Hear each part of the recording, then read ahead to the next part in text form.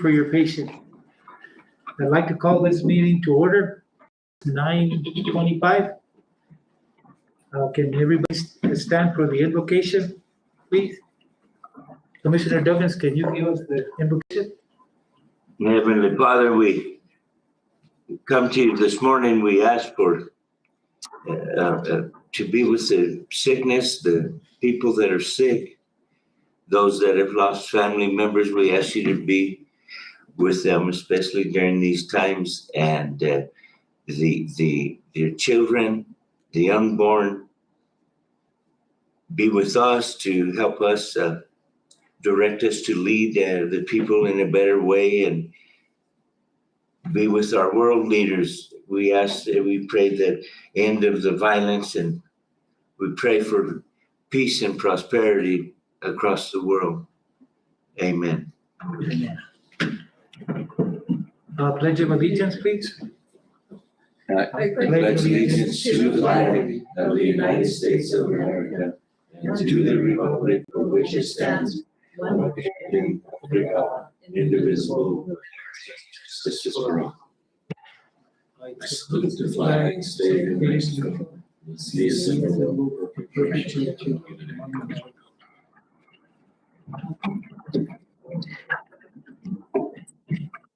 Oh, Madam. Commissioner Anaya. Vice Chair Secretarial. Commissioner Duggins. Here. Commissioner Gonzalez. Here. Chair Martinez. Present, ma'am. Item 5, approval of agenda. Commissioners, do you have any additions or any recommendations? Or is the, if not, I need a motion to approve the agenda as presented. I'll make that motion. No second. Motion by Commissioner Gonzalez, seconded by Commissioner Duggins. All in favor signify by saying aye. Aye. Aye. Any opposed signify by same sign. The agenda is approved. Item 7, approval of minutes of August 23rd, 2022. Commissioners, did you have a chance to review the minutes? Any questions or additions to it? I made a motion that we approve them as presented. I'll second it. Motion by Commissioner Duggins to approve the minutes of August 23rd, 2022. Seconded by Commissioner Gonzalez. All in favor signify by saying aye. Aye. Aye. Any opposed? Same sign. The minutes of August 23rd, 2022 are approved. And thank the lady for doing them. Madam Clerk. Thank you. I will let Essie know. Okay. Committee department reports. Acknowledge department reports. Number 1, animal control.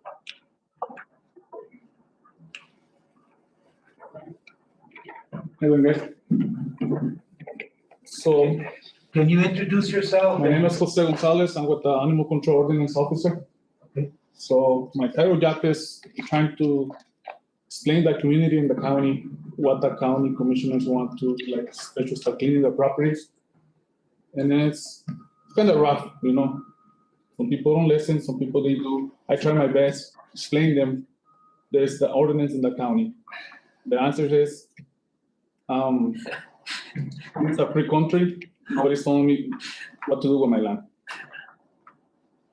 So I try my best, like verbal warning, and I put some pictures in the package for you guys of the little bit of progress that we've been doing in the county, especially the north side over there by the truck stop.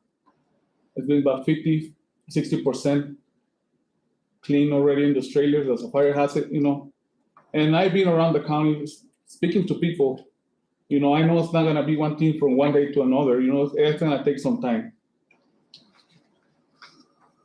It's gonna take some time, and you know, it's just right now the weeds they're really bad all over the place. So, and there's abandoned trailers. You know, and like I said, I've been the past year speaking to people at least 3-4 days out of the week, out of their properties. You know, to trying to separate the tires, the wood, the trash, to see just a little bit of progress in properties. Like I said, some people don't listen, but I'm trying my best. Because the animal situation is just keep getting bad and bad and bad. I get 20, 30 calls a day for animals. Maybe snakes, raccoons, all kinds. Livestock, dogs attacking livestock. That's 90% of the problem right now in our county.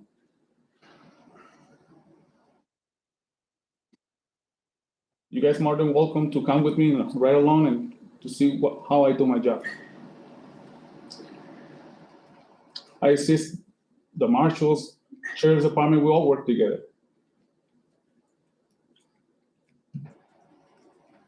Mr. Chairman, Yes, Commissioner Duggins. I know this man's doing a most rough job to do, but somehow we've got to become some cleaner. Look at these trailers, and we can't afford to do zoning. That's right, Manager Hawks, isn't that? It would create a whole nother department, or it would be fiscally taxing to the county, extremely so. So, but we can do things through ordinances like you say, I know it's free country, but I don't know if you're free to destroy your neighbors next to you either, but it's a tough situation. But what if we made an ordinance, something like, I think maybe Valencia County has, Attorney Nance, maybe what's here is here, but maybe you couldn't bring a mobile home, say, over 30 years in age or something like that. Something like that would be possible. Because they fall apart on the road getting to wherever they're going, and they're stuffed with diapers and they're everything. And also that tire transfer station, whatever it is there in Limitar, that's right in the community. And I don't think it's a matter of if it's going to burn, it's when it's going to burn. And when it does burn, it's right next to, it's between I-25 and maybe Art could tell me the road there. Chambon? Yeah. But they're going to evacuate. That tire situation is slightly different, Mr. Chairman. And under New Mexico law, the statutory scheme, once they have over a certain number of tires, then it takes away this board's jurisdiction. So we can control tires, and the county does, and our officer does a good job with that. But once they get to a certain amount, then it becomes New Mexico Environment Department. So those people, there's no law that we could do that would affect that, because the New Mexico Environment Department has to regulate that. So, but is there something that we could request of the environment, or let them know we're concerned about this, or something that they have a state permit, I understand, right? They have been, Chairman Martinez, Commissioner Duggins, I reached out to them at least 2 years ago and again a year ago to New Mexico Environmental, and ascertained what their progress is with that. And they've been in civil litigation. It's a civil litigation with environmental, and regarding permitting. And I don't know how else to say this, but NMED is sitting on it. I don't know how else to say that, because they have the jurisdictional authority over it, and I've been trying to prod them along, but they really pay me no, never mind. I guess that's the best way to put it. I've talked to the owner, and I've told him that if at some point the county might have to take some type of action, maybe that's something we need to look at and try to sit down with NMED again, myself and the attorney this time, maybe. But they have been prodded and bugged and harassed by my office now for at least 2 years. And I've seen no progress. It's a danger. I mean, kids playing, I can imagine snakes, tire maybe falling on somebody. I don't know, but it's just growing and growing. It's right in the, very close to housing, and There's a lot of problems out I've been in the dealing county. with a lot of illegal dumping all over the county the past months too. Yeah, County roads all over. You know, we dig into trash, we get people's information, we go to their houses, let them know to go pick it up. You know, I've been dealing with a lot of stuff like that too. You know, and the problem is that people, they have properties, they've been living there for their whole life. Half of their property, they have burnt trailers, abandoned motorhomes. And the answer is, we don't have the money to clean it. We can't afford to hire somebody to clean it. That's their answer. So, you know, I'm just one guy for the whole team. I do the animals and I do the ordinance. And apparently, like I tell you, me and livestock inspector, we work together, the sheriff's department. I'm all over the place. well, it's Even in my days off, I get stuff from people to try to explain me what the property is, their animals. You know, my phone will stop ringing 24/7, the weekends, and I do my best trying to help everybody. You know, well, I know, I mean, I think we all see dogs tied on an 8-foot piece of chain, and that's their life right there. It's I not was the thinking, dog, it's the maybe people. we can come up with maybe $5,000 a year and help people to fix their animals. That way we can cut off the problem little by little. You know, have a program and say, hey, we're gonna see people, the old people, they only living out of their social security, and then they have 2 dogs, trying to help them to fix them. So they don't bring more dogs, you know what I mean? Like the shelter gets empty every 4 months. We take the dogs to Utah, out of state, whatever, or they come and pick them up. In 2 weeks, it gets packed again. In 2 weeks. Even 2 weekends ago, right now it's no room. I brought a dog from Veguita yesterday, it was the last kennel. Empty. So maybe you guys can talk about it and then we come up with a solution that we can start helping the community to fix their animals too. Mr. Chairman, I do like the idea of having a fund that would assist with spay and neuter. If we can do that for sick and indigent people. And another thing too, we can also change the ordinance and see how many animals per household you can have per house.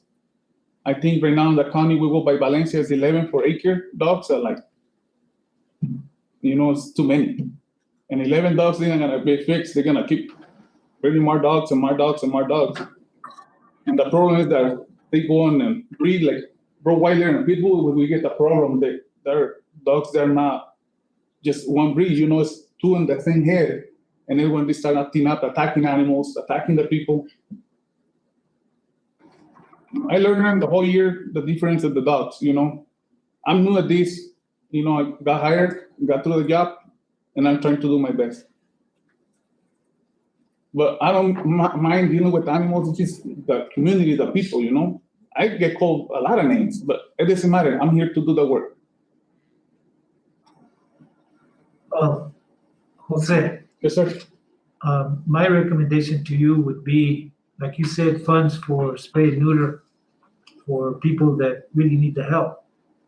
I think you need to send your recommendations. You've been working on it now for a while, on anything that you see might help the county to correct it. Send it to Mike so he can make a list, so we can prepare something with the attorney to be able to help. I know part of the trash, it's a problem throughout the county because you have to pay. You have to go pay to dispose of it. And when it gets to a point where you've got a lot of trash, people are not gonna pay. You know, it's expensive now to get rid of trash. That's why people are throwing trash on the roads, the county roads, the back roads. It's like when you went to Magdalena, I asked for you to go see some stuff in the back roads. You went. And I called the Forest Service, it's in Forest Service. Well, that area is becoming a dump. People know where it's at, they go at night, they dump it there. I asked the Forest Service to put cameras or something so they can catch these people, because they're gonna continue doing it. Yeah. You saw the area. Yeah. And I even asked to the mayor was gonna write a grant in order to help pay to haul that stuff, to get more dumpsters with value. So I don't know where that's at.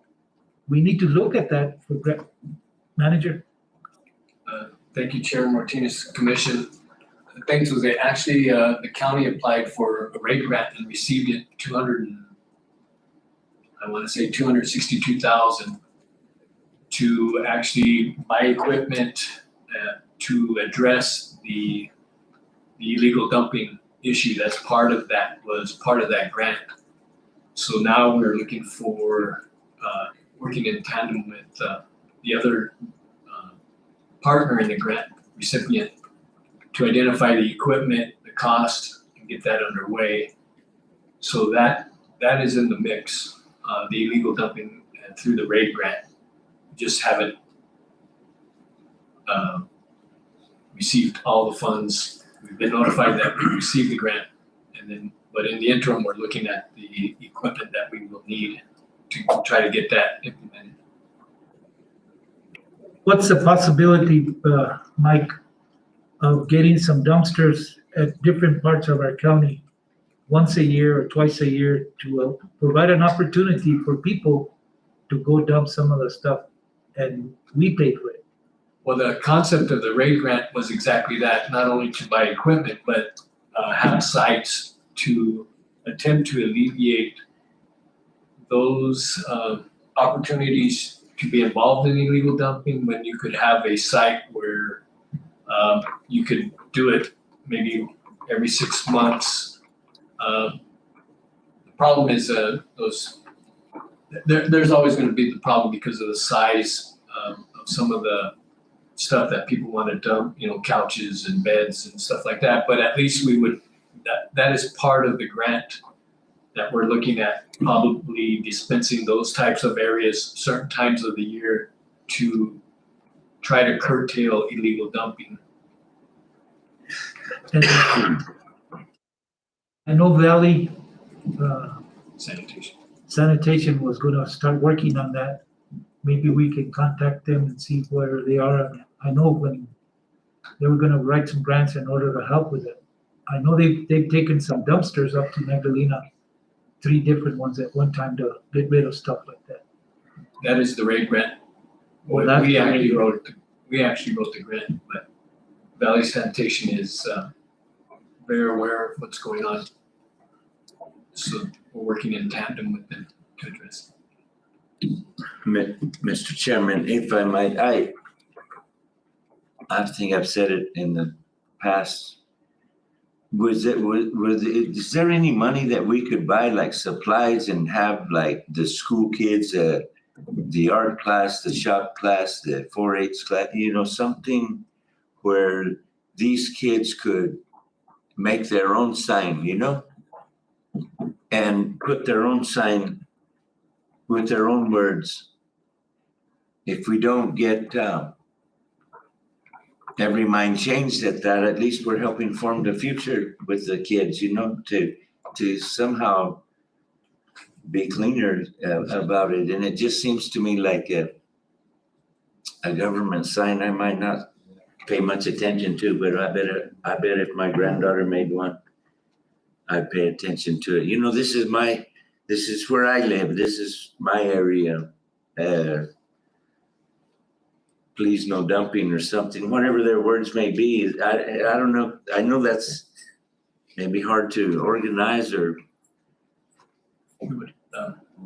Commissioner Martinez, Chair Martinez, Commissioner Duggins, a program like that would have to be worked through the schools because we couldn't give funds directly to The students. kids. Yeah, so that's a possibility.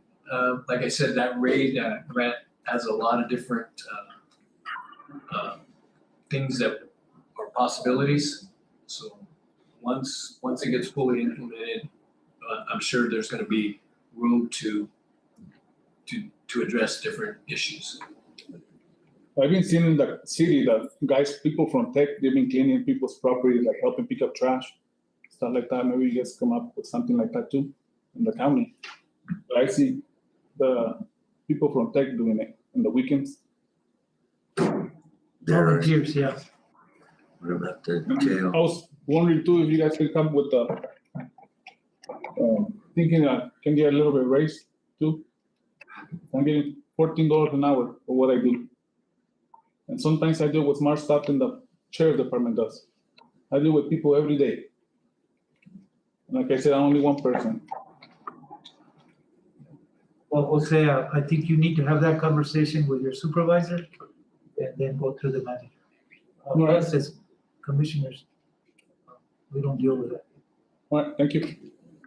And like I said, you guys more than welcome to come with me and go on a ride along to the county. We start from the north to the south. Before you go, what is your procedure when they call you an animal, a dog? What do you do? When the what? When they call you an animal, like a dog, they tell you there's a dog that's done some damage here. What do you do? First of all, trying to find the animal. It's 50% sometimes. And if we can find it, trying to find the owner. And if the owner surround the dog, we'll decide if it's an aggressive dog, we take it to the ARC. And if it's a nice dog they can just not take care of, You take it to the ARC for what? they euthanize it. Why? Well, we cannot rehome an animal that is aggressive. We don't let aggressive dogs to go to a house with kids. Makes that determination. If he's an aggressive dog. Well, in that situation, I go by the city ordinance.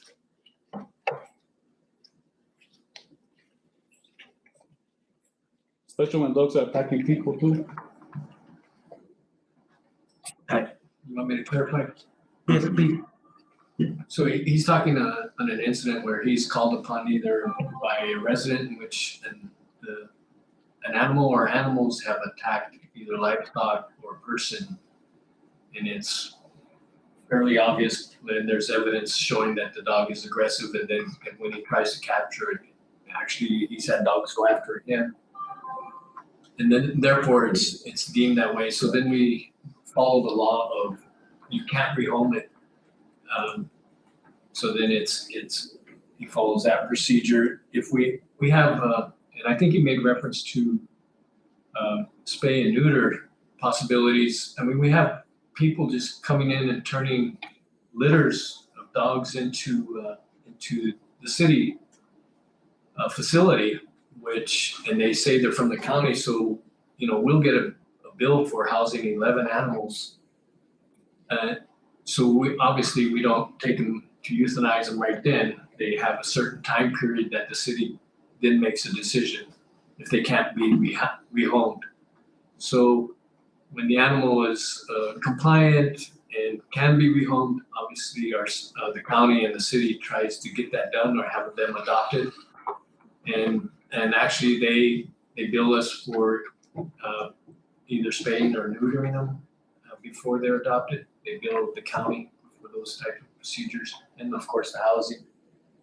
So they are rehomed whenever possible, but in the city, once they're housed for a certain length of time, they have to make a decision. If they can't fly them somewhere, they actually make efforts. They have other agencies that they contact to try to rehome outside the state even.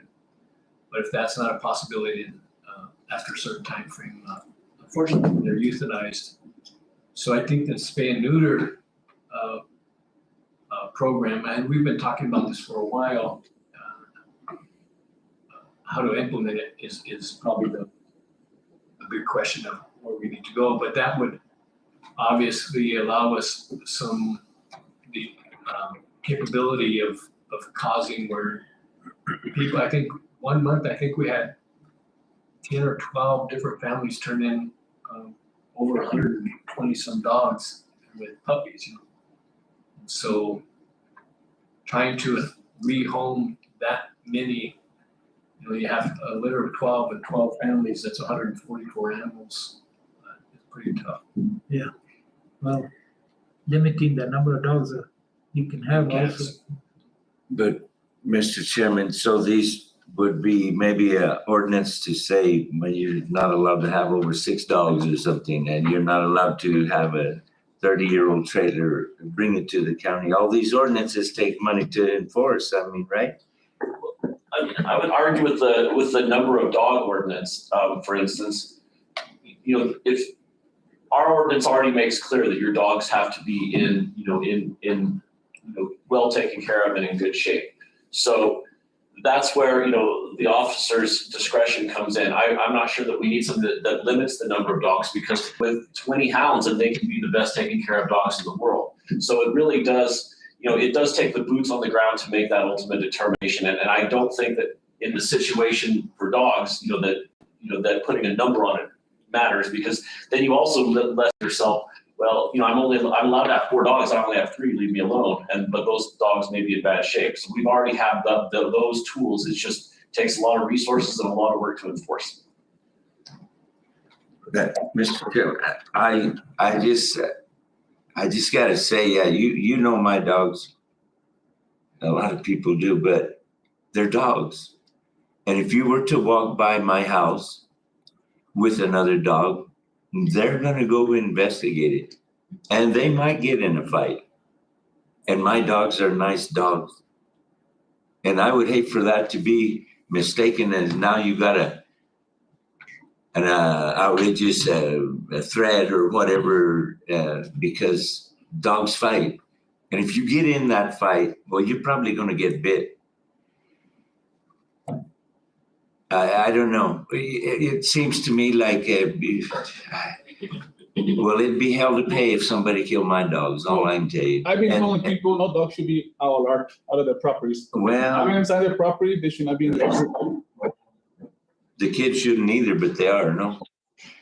But I don't know. That's a tough one, because for an animal control, I have faith in you. I know you, and I know you know my dogs. But maybe 10 years from now, they're going to be somebody else, and your dog got in a fight. We're going to go kill him. The hell you are! It seems like there should be like some type of maybe a board or a. The thing is that if I take a recent dog to the shelter, it's gonna be $150 for the first day with the shots and everything they gotta put on the dog. And in the 5 days, they'll decide if they'll euthanize it or not. All the bills gonna come to the county. But who decides? Do you give the owner? Suppose you pick up a dog and he's not doesn't have any shots. Do you give the owner? Give it 30 days to get a shot in the dog, and then by state statute, I think is any dog older than 6 months have to be fixed. Mr. Chairman, Commissioner, the state statute, which is reflected in our ordinance, sets forth a procedure for dealing with dangerous or vicious dogs. And it's not something, there's a lot of discretion if it's an unclaimed dog or the owner turns it over, then you have to do what you have to do. If on the other hand, let's just say, let's take you for example, that someone thinks you have a dangerous dog and animal control picks it up, he doesn't get to just go and euthanize it. There is a formal procedure that includes going to court to make that determination. So it's a very formalized procedure, and in your case, you get your dog back. So that is already in place. It's definitely not willy-nilly. Now, if an employee, which wouldn't be happening here, but if an employee is just going around and not following that procedure, that's definitely not an ordinance problem. That's a management and employment problem. But that's not the case here. I think that he's doing a great job, but in your situation, you would have a very formalized process, and you most likely get your dog. So, Jose, you said it costs $150 a day when you take it to the shelter. The first day with the shots, and then the first day being there, and then I don't know, after that's like $14, I believe. Okay. How much? It's like $14 a day after that. And that may sound like a lot, but let me just say this: we're lucky to have the city in this situation, because running your own shelter, I mean, I know from doing it, it's $1 million easy. So I mean, we're lucky to be partners with the city on this. And is there ordinance that, like, I've heard it again in my area, it seems like everything's crazy over there, but like maybe 12 dogs living in cages, living in the house, they never go out of the house. I can't imagine what might be in there, but does the county have, I mean, is that, Well, that would violate, if they were 12 dogs living in the house in bad conditions, that would completely violate our ordinance and state law. And if we have probable cause or reasonable suspicion to go in there and address it, then the county has that authority under its ordinance and under state law to do so. and do we have a something like a ordinance or a licensing or something of breeding? The county does not have a breeding license, no. The city does, but not the county. So to change that, we need to put it on a future agenda, right? Like maybe, If you wanted to have a breeder license, that's right. so, Well, Commissioner Duggan, like I said, we'll say you've been dealing with it for a while. You have some recommendations. I think go through your supervisor, take them up to Mike, and then Mike can present it to the attorney and look at them and then bring it to the commission and come up with a plan to try to help you. All right, thank you. well, Appreciate what you do. Not an easy job. When you got this job, I knew it wasn't gonna be easy. But I'm just here to learn, you know, and trying to do my best. Mr. Chairman, though, I would like to put on a future agenda, like say, you're not allowed to bring a mobile home over. Maybe we can adjust the years somehow, but like just say 30 years, you can't bring it, I believe. Can I say something about that?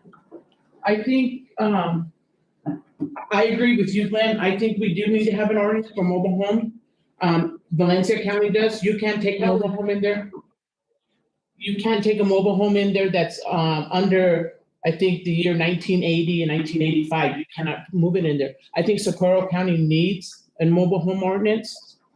We're picking these mobile homes, 1970, 1980 mobile homes that are really, have no value. We gotta put them on the roads. Then they don't pay taxes on them. Then they move them and they're just basically junk. I think we should try to get an ordinance on mobile home. And I think the way it could work is basically if you move a mobile home, it'd have to go through our office first and you gotta get a permit. I think if maybe the co-op goes in with us, if they don't get a stamp or something from us saying that they went through us, then they can't turn their electricity on. And that will stop them coming into, because it's bad in the north, all these mobile homes. We'll put that on the next agenda for discussion and direction to publish. okay, Okay. And can we also put a breeding license? We or can, but let's not get crazy yet. I think the chairman's. Baby steps.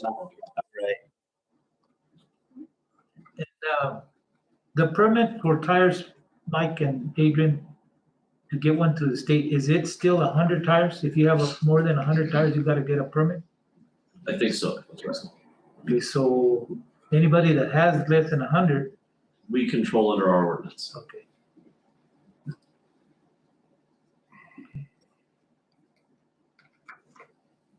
Bueno, Jose, thank you for coming in. Thank you. And let us know, continue working to your supervisor and Mike. Let us know, stuff, what's going on. But like, it kind of concerns me. He said people are, they call you all kinds of names. But Are you the only one they don't call names? but you get to abuse, you can call the sheriff. I learned how to deal with it. Yeah, get married, you'll get used to it.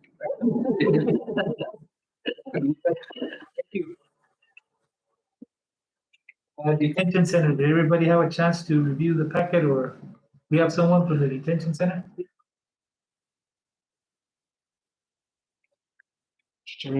Commission, and Soto Paz. For the month of August, our average highly population has been 75, with it being our count at 90. Average has been 75. Lowest has been 64. Meals for the month have been 225 meals dispensed at the detention center. Cost of that is $6,975. Total meal cost is $20,436.75. Mail, we've screened 65 pieces of mail for the month of August, 65 pieces dispensed with no contraband found. Our staffing issues, we are right now 6 employees down, possibly one more, I think is in the next month. As far as outside work and stuff helping the community, road department asked for detainees. We gave them 3, I believe, and they chip sealed San Antonio. Currently, we're housing 24 out of counties, so that's 24 inmates that we are housing for other counties that we are receiving payment on. 9 of Valencia, 3 out of Sierra, 5 out of Catron, and 8 out of Otero. The new program we're having, we're gonna get tablets for the detainees through, what company was it? Through Cartel. We received those now. So we're developing a policy and procedures to go through the commission to how we can dispense them and how we're liable if they break them or anything like that.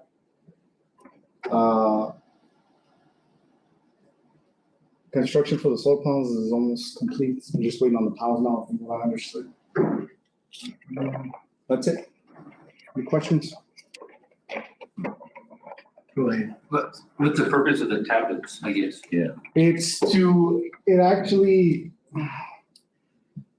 It's an entertainment process, but they have to purchase the entertainment on their own. The other thing is it helps us out now because they have the law library on the access to the law library on those tablets, so they can access it at any point.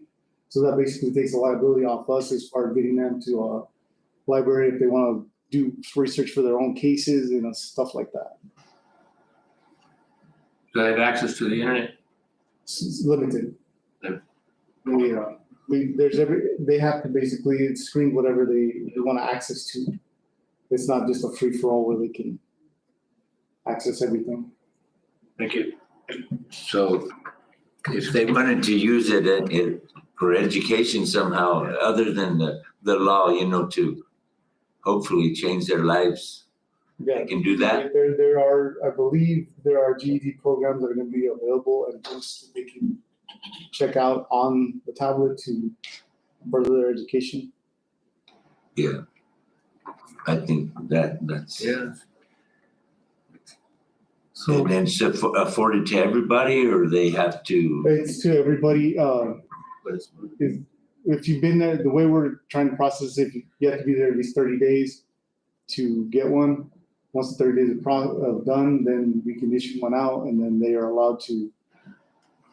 We're still working out the budget for what they can have for free and what they'd have to purchase through the Anchor Truck Company.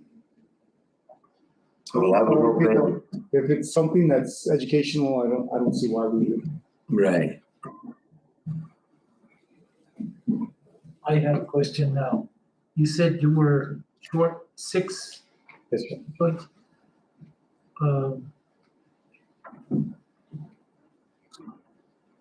it seems like you can't keep workers there. What is the issue there?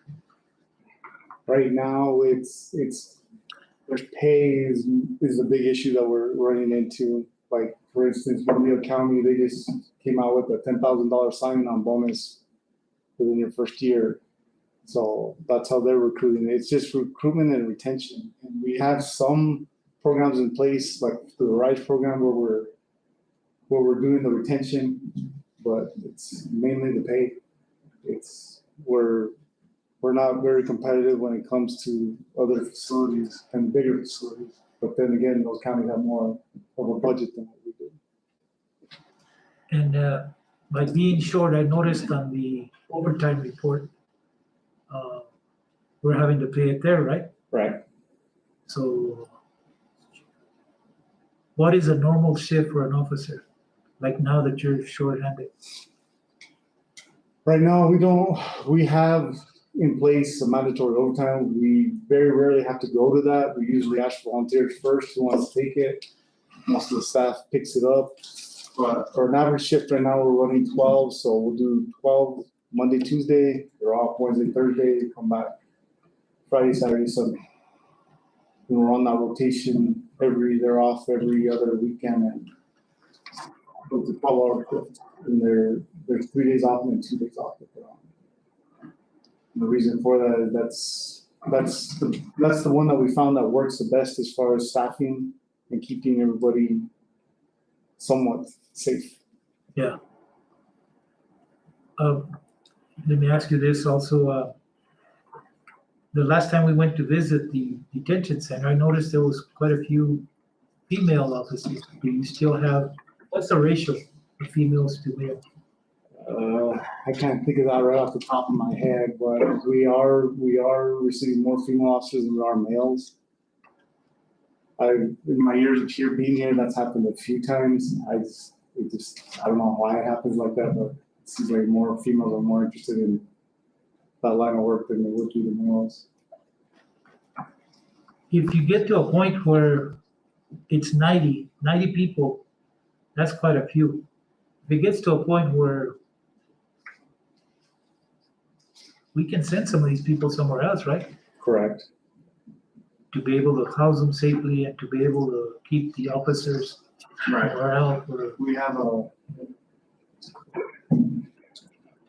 We have agreements with different counties to house, they take our overflow and we take theirs. ROP, it is. We have an ROP with several different counties to do that, but the thing is the reason we're getting more people brought to us from other counties is because our rate for charging inmate per day is lower than everybody else's. That's why. How much lower? Quite a bit, like for instance, Can we go still be? I'd do it. Fernley County, they charge us $220 a day, I think it is. How much? $220 a day to house, for housing up there. I think it might be a little bit more now. And we're 75. I don't know, Mr. Chairman, that we ought to be competitive, but that's a little bit lopsided. Also, I would like to point out that everybody's having trouble filling jobs right now, and obviously Bernalillo County is too. That's why they're offering the sign-up fees, and money's just not going to fix this. This is where we are in this country, you know. Why should I work when I got a backache? I stay home and give me a check. And grandma says, "Mijito, don't work too hard." I never heard those words from my dad. But they're obviously having trouble too. Nobody wants to work in whatever the Conservancy is the same. It's they're all. But I wanna tell Eddie and you guys, thank you for cutting the weeds around the senior center, the 3 of them. Did a good job. It's getting to a point where one of them it's already needed again because of all the rains. But that helps the facility guys. They're shorthanded also. Thank you for helping the road department. They're shorthanded and it takes quite a few guys to chip seal. I hope they're learning, those guys that are helping them, I hope they're learning something so whenever they get out or whatever, they can say, well, the guy can apply for a job with the road department. They're learning a trade that would be a good trade, make a good trade. But with that, I just want to thank you, tell that to Eddie and the other guys that it's a big help. We don't have enough people, everything to do it. So, thank you. Good. Mr. Chairman, I asked it, Mr. Paz, Manager Hodge says, so a year or two ago, I asked if they couldn't clean the on-ramp at Limitar, you know, was a lot of trash right there, and they did. Could we not visit that again? And maybe, I suppose, maybe on-ramp seemed to be where people throw a lot of trash. Could we get some help there? I don't know if this needs to go through the manager's office or who. Chairman Martinez, Commissioner Duggins, I believe the way we usually address those situations, if we get a concern like that, I touch base with either Val or Eddie and ask them if we have the capability and coordinate that with the road department. Because the road department makes sure they're safe. They make sure they have the manpower to provide oversight of the detainees, and then the road department makes sure they have the bags, the equipment, and the safety vests to make sure everybody's safe and sound. But usually we do that because that's a county on state relationship, and that we're not prevented from doing that. I would have to say that I don't know if we noticed in our audit and our fiscal reports that the jail with some of the things that we've implemented with revenue generating concepts at the jail, that the jail is actually fiscally very, very sound, even though we've given pay increases and did some other benefit increases. The jail detention centers hasn't been in that type of shape in quite some time because I don't know if you remember the days when we would receive a monthly bill of about $80,000. Now we're getting used to seeing $1,500, $2,500. So we've done that. Just Health program was a lifesaver. Yeah. And so what that does is that allows the county to address other issues, other needs. And I would want to compliment the administration at the detention center for continuing it with those programs to allow the county some more latitude.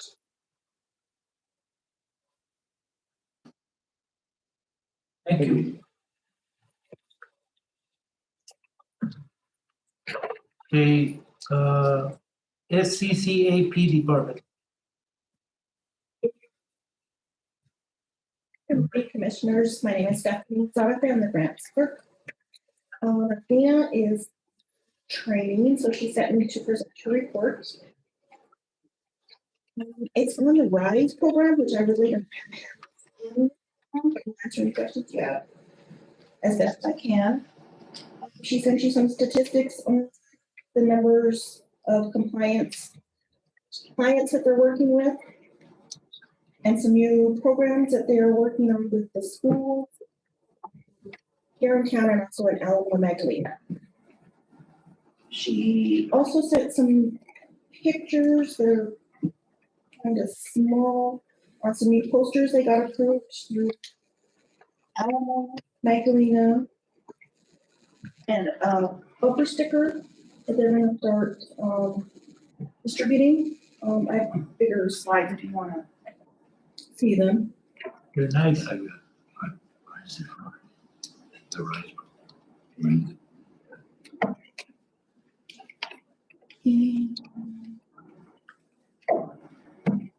For the grants part, my part, we finished up our fiscal year. We spent most of our grants money, the $95,000.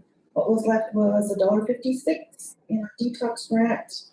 We had $90.30 left, and in our distribution, we had $10,948, which will actually be sent back to us, which is a separate packet that's also included that we just need your okay on to receive back. That will go back towards our grant.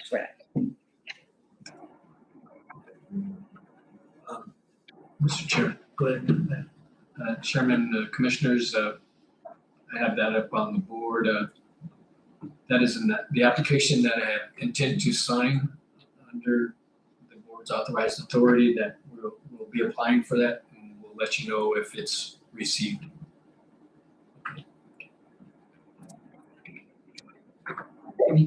Any questions, Commissioner? I just want to say thank you to Athena. I took an individual this past week that was pretty bad, hurting in the gut. And when I went, your office was full of people. They had people outside at 2 different locations. I asked Athena, is it like this? she said pretty often the money is like it. And then I saw people walking that were waiting to come in. So a drug problem is pretty bad in our county. Yeah, and we've had lots of times where we've had to call the sheriff's department, they've had to come help us with some clients, and they've been really helpful. But yeah, and actually, I would say Monday through Wednesday, it's pretty busy all day long. Yeah. So thank your staff for helping this individual. I guess he went again yesterday, Yeah, and I don't know the status of what he's doing, but I told him the court's on your hands now. You gotta take advantage of it. yeah. Thank you.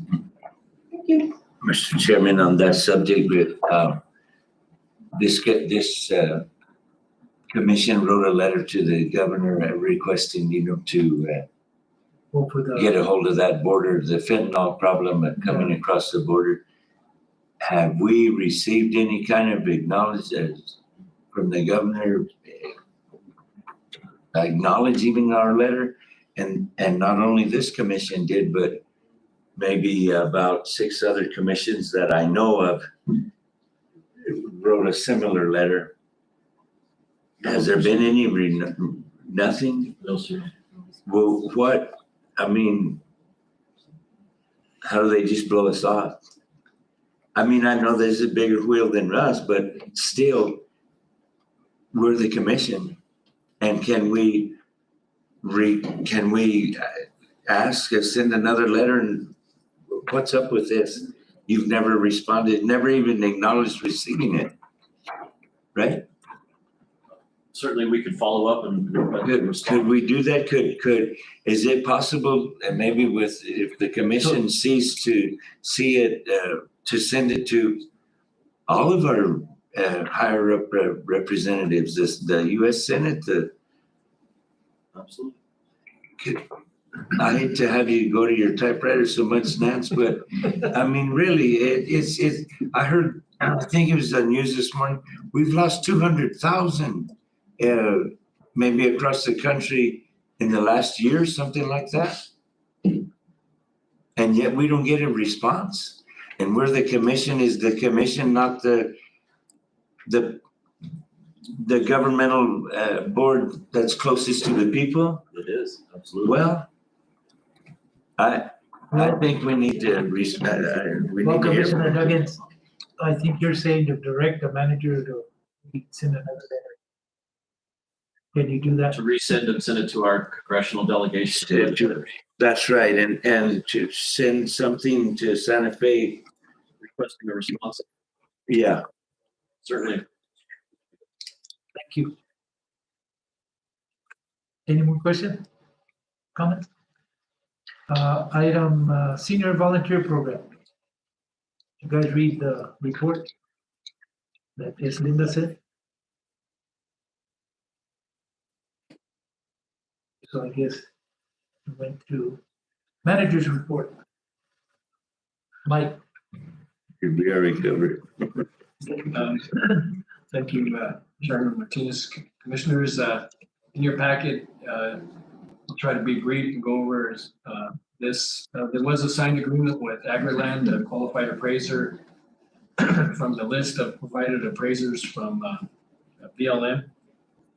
And that appraisal is going to cost us $25,000, which is crazy, but we have to go with the appraisers approved by BLM. Delivery date is January 31st, 2023. We've held several, I held several broadband meetings and sent out an RFI to Costco ISPs and posted the RFI concerning capability and capacity to implement broadband in Socorro. Received an award letter on the 3 Tanks Road in Alamo. I believe it was $3.2 million.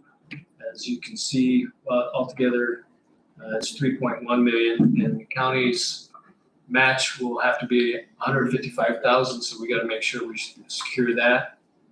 We received a rejection letter on County Road 91, Kaya, the Limitar. And just wanted you to know that we have the funds, and we're still doing a survey on a piece of property for for an owner and in hopes that that owner allows us to purchase the property through NMDOT funds in order to get that project at least through its first phase. I met with document management company Terralogic, reference commencing the project through ARPA funds.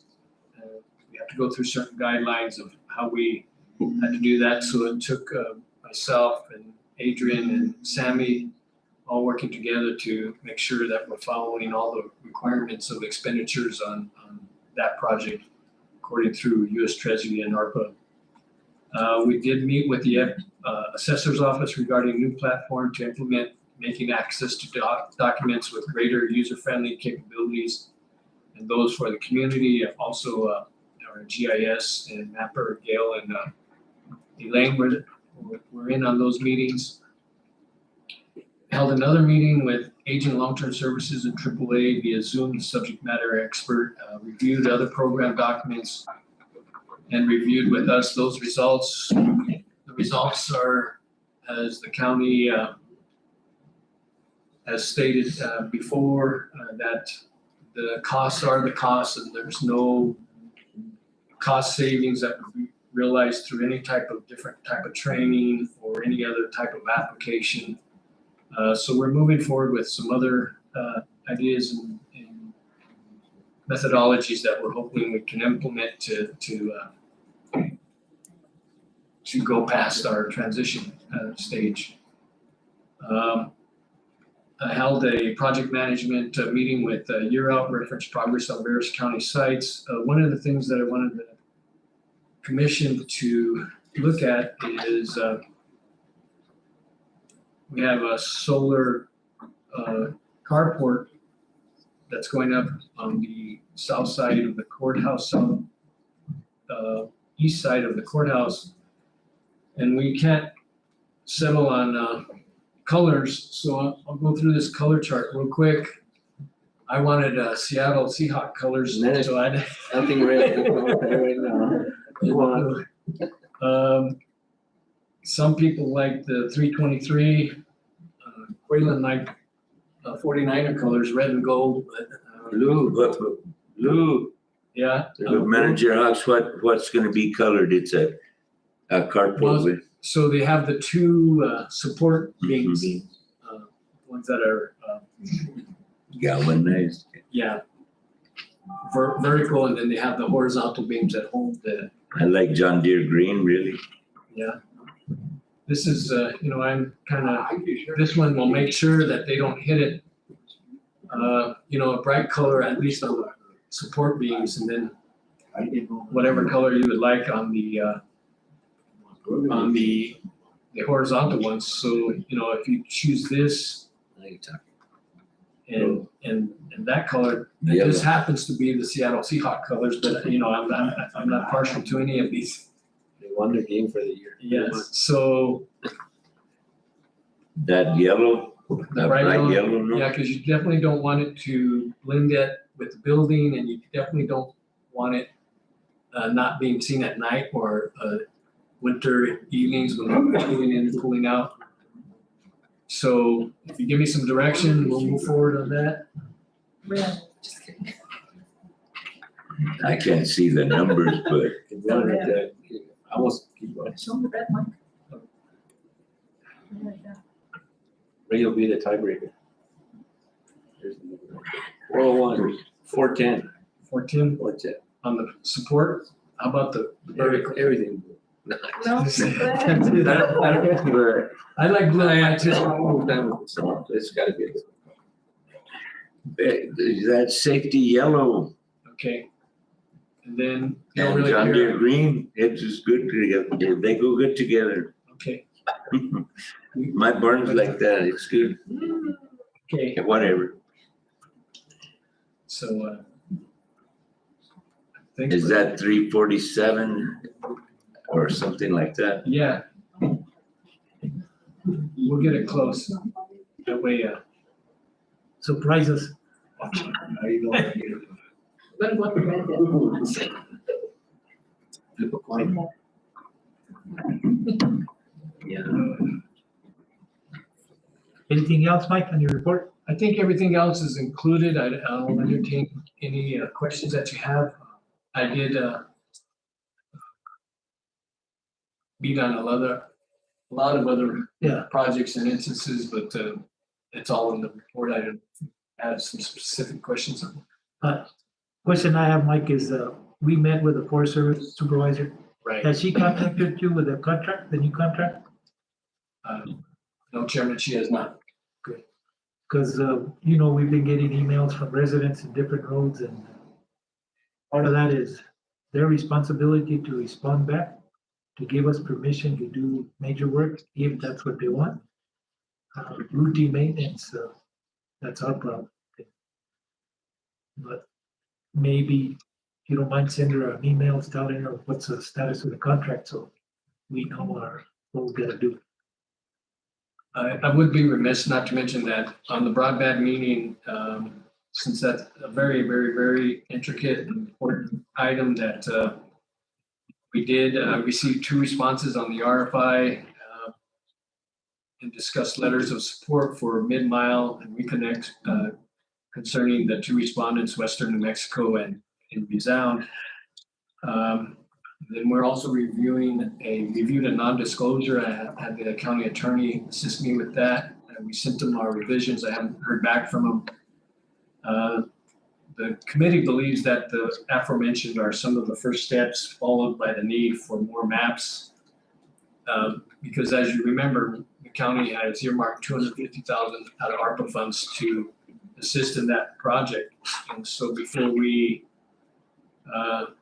step off in that direction, we definitely want to make sure what the ISP is willing or has capabilities to do.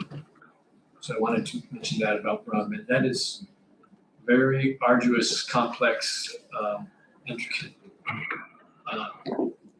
program we have going.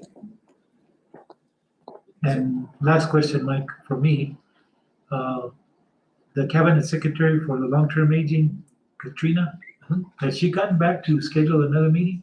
I just had that meeting that I had yesterday again with them. That was part of that. You're right, there really is no other savings. It is what it is. So they didn't come up with money. I'd rather not answer that right now. We're still researching avenues. Okay, thank you. Any questions for our manager, Commissioner? Well, thank you, Mike. I know you've been really busy, so thank you. Acknowledge September birthdays. Who wants to take that on? I'll do it. Okay, Joe? Amanda Vega, Sheriff's Office, September 5th. Shelley Carrillo, Detention Center, September 5th. Stephanie Martinez, Detention Center, September 7th. Bernadette Montoya, Assessor's Office, September 8th. Jose Camacho Gonzalez, Emergency Management, September 9th. Robert Montoya, Road Department, September 13th. Nathan Vega, Road Department, September 15th. Michelle Padilla, Deputy Clerk, September 24th. Ruby Mendez Harris, DWI Office, September 28th. Jesse Gonzalez, Road Department, September 30th. Joseph Colguin Rivera, Detention Center, September 30th. Jocelyn Garcia, Treasurer's Office, September 30th. You forgot one, Joe. Oh yeah, I could have his birthday. Joe Gonzalez, District 1 Commissioner, September 19th. Happy birthday to all these employees. Happy birthday. Commissioners report. Acknowledge commissioners. Anybody have anything? Just that, Mr. Chairman, that it's October the 8th, that the chili taste-off for the state. It's coming up pretty quick. It's going to be more music, more things to do, I think. They're going to have, I think the city's going to have what do they call that game where you throw a sack of beans? Oh yeah, they're doing a fundraiser, cornhole. Anyway, I think they're going to coordinate that, the city is, and we hope to grow. It's been a very difficult year, extremely difficult. It's, on my place, it's probably the worst. It is the worst I've ever had. It's just, there's no work. The monsoon season just kept coming, and Chile's one of those things that they just don't like. They like very little measured water, and that's it. So there's going to be red chili early. And the good thing about monsoon is about everybody got the water they needed. The ditches are still flowing. They were predicting dry ditches in June, and we had a few days dry, but all in all, it's been pretty good.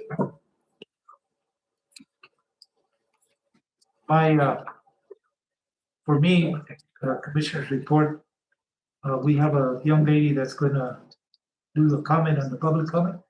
Ms. Susan Okongi, she's the executive director for the CASA. They asked me to be on this committee and was approved by the commission to join it. As I go through it, I learn a lot more, and it's a good program. I asked her to come down to do a little presentation to the public so they could see what they offer. So that's my part. On public comment, if you don't mind coming up. Yes, we do have public comments here. Yeah. Okay.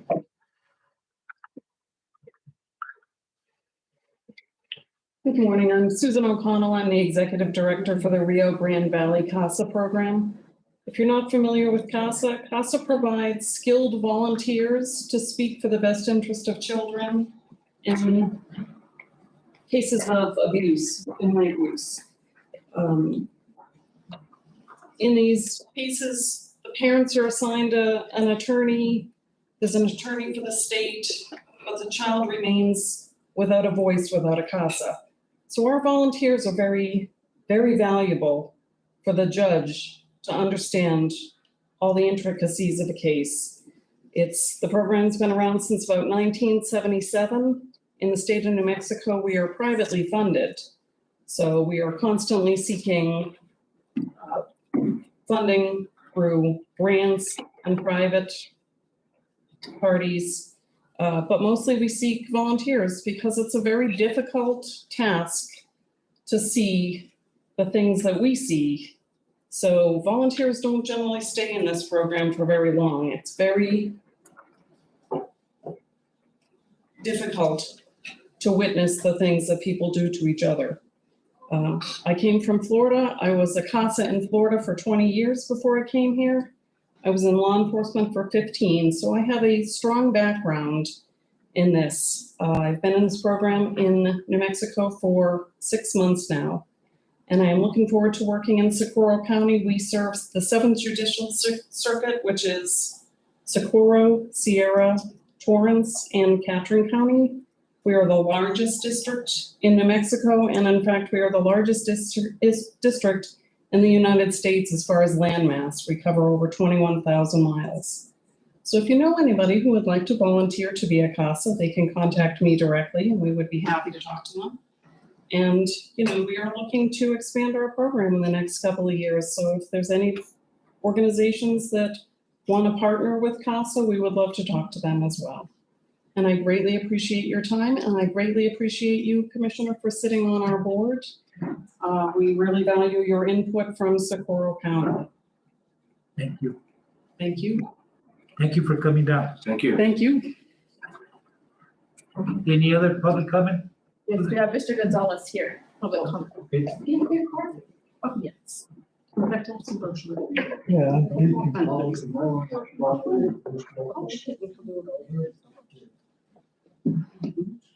About, I was trying to move a trailer to dirt. I haven't gotten a letter on it or anything.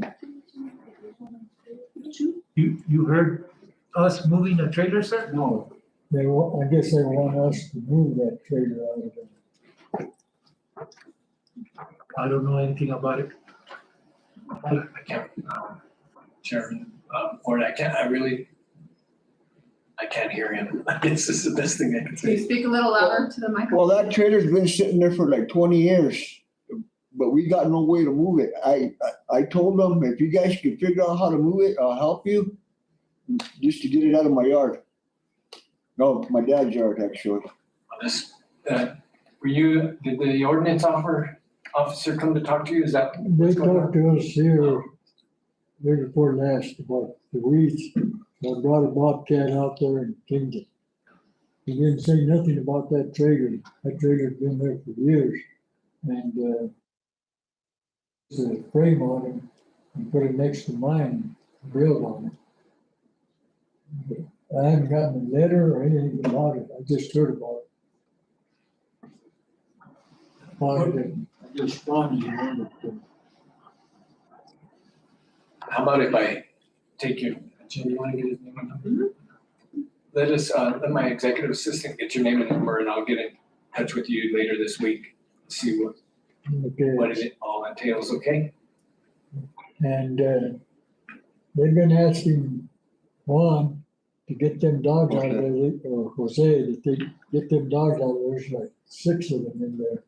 If they just throw them, and this is 3 or 4 times that he's told them he's gonna get it, he's gonna get it. He hasn't gotten them? No. Sometimes, are they full As a grown? matter of fact, I helped him a while back grab a few dogs and help him put them in his truck. And I kept telling him, I need to get these dogs out of here. They're not mine, but I'm feeding them.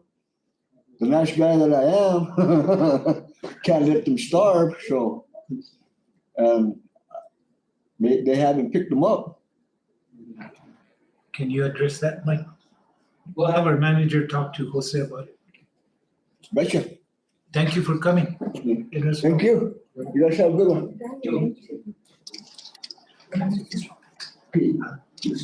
Any other public comment? Good dog. Wait, my Good phone? morning. Good morning. My name is Elena Taylor, and I'm here with the Rio Grande Agricultural Land Trust. We're a 501c3 local nonprofit. Get on there. Yeah. The agenda, okay. I saw 9 and thought that was our comments. Should I wait or? Yeah, okay. Perfect. Yeah.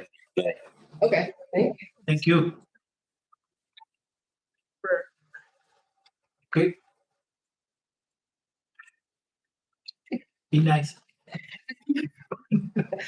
So, Commissioner Chair Martinez, this comment is from Debbie Caldwell. It was to Mr. Hawks. It says Socorro County Government Center. Socorro County is located with an important bird migration corridor through which millions of birds pass through each spring and fall. The majority of the birds migrate at night using the moon and stars to help them navigate. But become disoriented by the bright lights and die because of light-induced collisions or confusion. Lights Out is a countrywide effort of the National Audubon Society to reduce the problem of birds' death due to outdoor lighting that is being implemented by many communities. By proclamation, we encourage all Socorro County residents and businesses to minimize the use of external decorative or unnecessary lighting between the hours of 11 p.m. and 6 a.m. to help ensure that the passage of these migrating birds from September 6th to October 29th, 2022. Just to clarify, a proclamation show of support is different from an ordinance enforceable law. The Lights Out initiative is not required, but only encouraged. That was from Debbie Caldwell. She's the director of BOCC de la Apache. Thank you. Any other public comment? Okay, go to item 10, public hearing. For ordinance 2022-02, amending the Socorro County Personnel Ordinance 2016-2 to implement a terminal leave policy. We need a motion to go into public hearing. So moved. Motion by Commissioner Gonzalez, Second. second by Commissioner Duggins. Roll call vote, please. Commissioner Gonzalez, Yes. Commissioner Duggins, Yes. Chair Martinez. Yes. We are now in public hearing. Mr. Chairman, if I might, just to ask, and I don't know if the last meeting, this board decided to postpone this until all 5 commissioners were here. I don't know whether you would like to do that now or proceed. I'll let you all make that decision. What are the wishes of the commission that are here? Go ahead. Go with it? Okay. Should we? Certainly, this board has the discretion to consider and adopt an ordinance as you have a quorum, or if you would like, if you believe it's a matter of substantial importance to the employees and would like to have everyone, then you can postpone it until the next meeting. It's this board's discretion, a motion. Okay, we did that once already. That's, I asked for the postponement, so the commissioners were aware that we're gonna vote on it, so I think we need to move on. Any other public comment from the audience?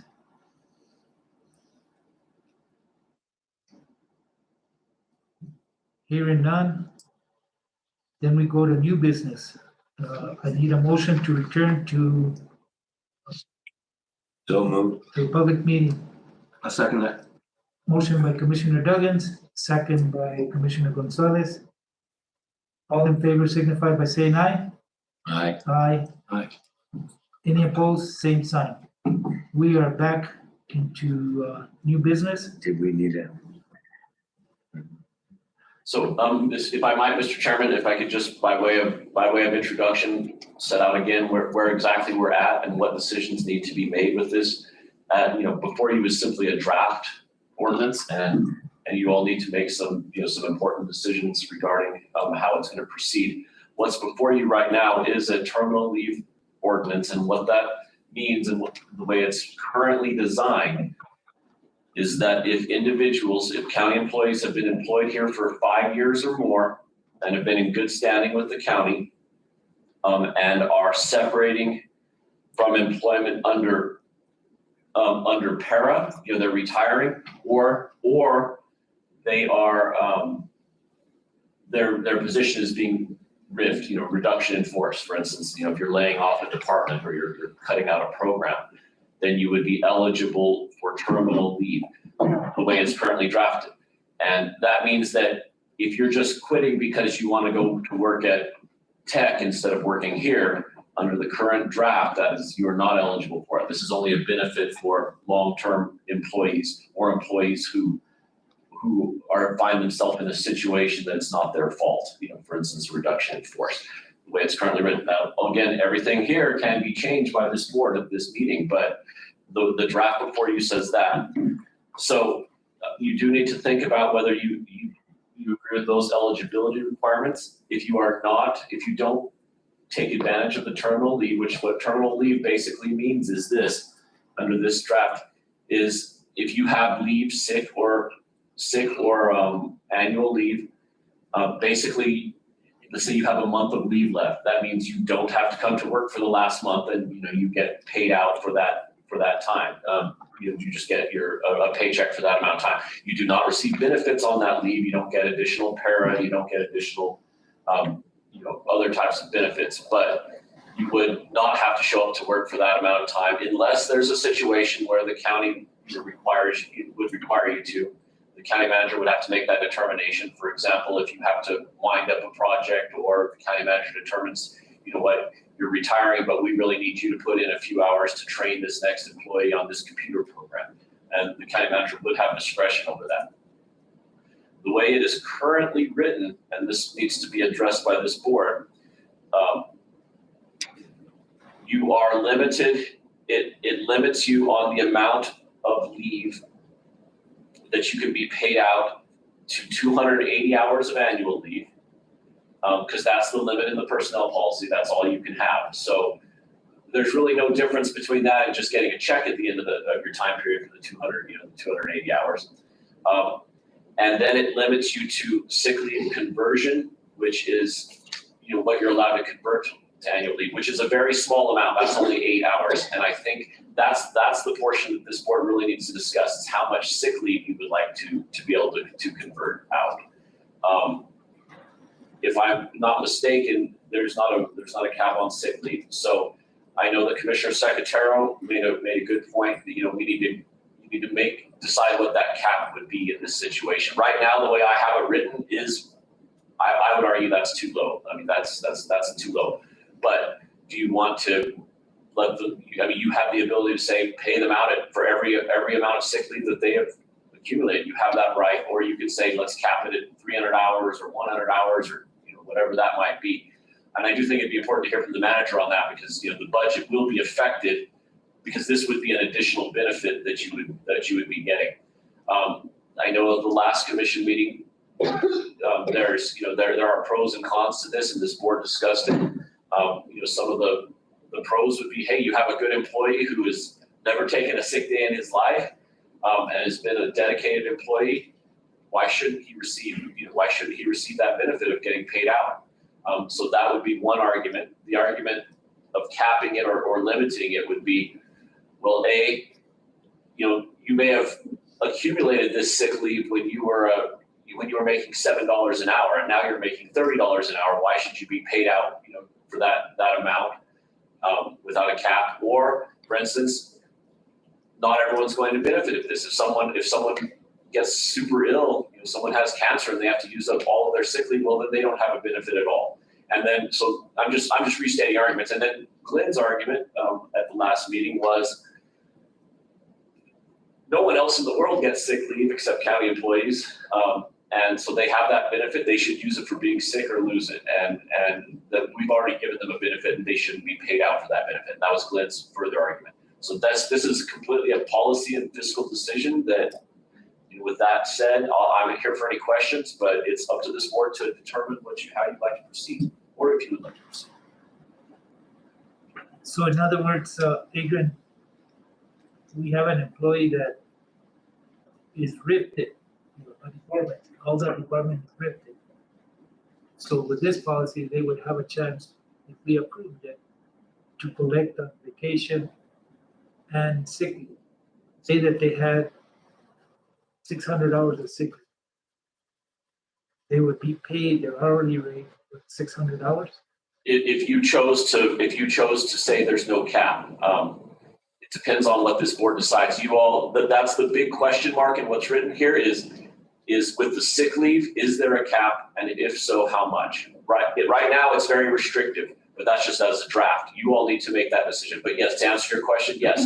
Basically, if someone is being riffed, you know, their position, and they go through this procedure, they apply to the manager's office for terminal leave, and they've been here for 5 years. It's not their fault they're being separated.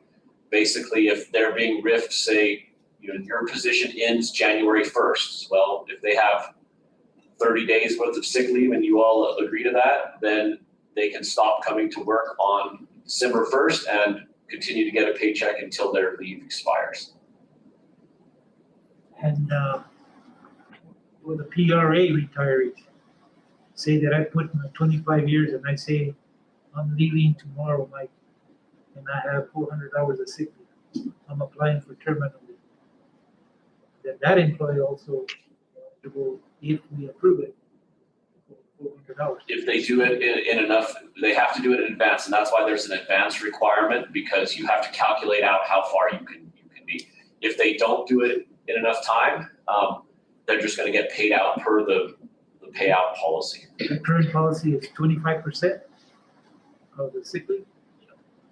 Up to how many hours? Let me just double check it. Let me just confirm what our current policy is, because I hate saying anything without my computer. I have no brain. Yeah. That's the provider. Yeah, so the placeholder is much less than that. Because I believe that the commission needs to make that call. Here's another scenario in which both benefits would apply here is if you're being riffed and you're a PERA contributor and you have 19 years and 6 months, but you have 6 months of accumulated leave, both annual and sick, and you're being riffed, but you're also a PERA contributor, you can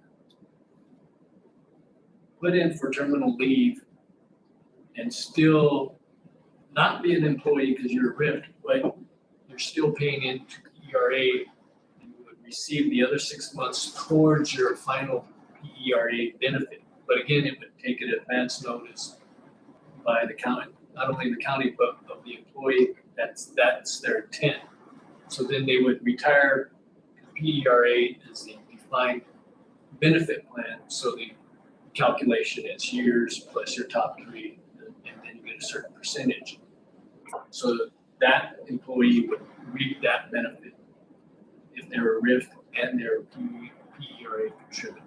And Mr. Chairman, let me just clarify on the policy, because section 10.8 of sick leave with pay, it does cap the sick leave at 600 hours. And if you have been here for 5 or more years, your payout is 25% of the value of accumulated and unused sick leave based on the average rate of pay for the preceding 12 months. That's what's in here right now. That is what is in the county's personnel policy. So, I mean, you could use that, you could just say per that policy, if you need. Another question, Which is what it says, as you said. another question, like the people that are directors, don't accumulate leave. Like now the current, like Sammy, for instance. Exempt personnel. Exempt personnel, she gets how many vacation days a year and how many sick days a year? The exempt personnel, there's a policy that you all have already passed that says, we're going to request that you take this much. That said, exempt personnel do not receive this is an hourly benefit, because exempt personnel are expected to work as long as they need to, and if they need to take time off for being sick, then they can take time off. So this does not affect this policy does not affect exempt personnel. So they wouldn't get. They do not receive this benefit, no. So now, how much vacation do they get? A week or 2 weeks? 10 days it's 10 and 10 on the policy that was adopted by the commission about a year ago. Correct. It's 10 and 10 is what you're encouraged, is what you're encouraged to take. But that said, if an employee, if an exempt employee says, I need to take, I'm going to Bermuda, manager, can I take 2 weeks? Yes. There's nothing that would stop them from doing that. Or I'm sorry, I'm having, I need more time than my FMLA. Can I take that? They're exempt. They can do that. That's already the case. Okay. Or not, depending on the manager, depending on how needy he is. Well, I know when I worked for the state, it was a budget issue. My supervisor never took off. When he retired with 2,200 hours of sick leave. And he was only going to get paid so much. He never took off. 2,200 hours of sick leave. He got paid for the vacation. It would be 600 here. But over there, every year we have to sign a form to advise the department. We could sell so much leave.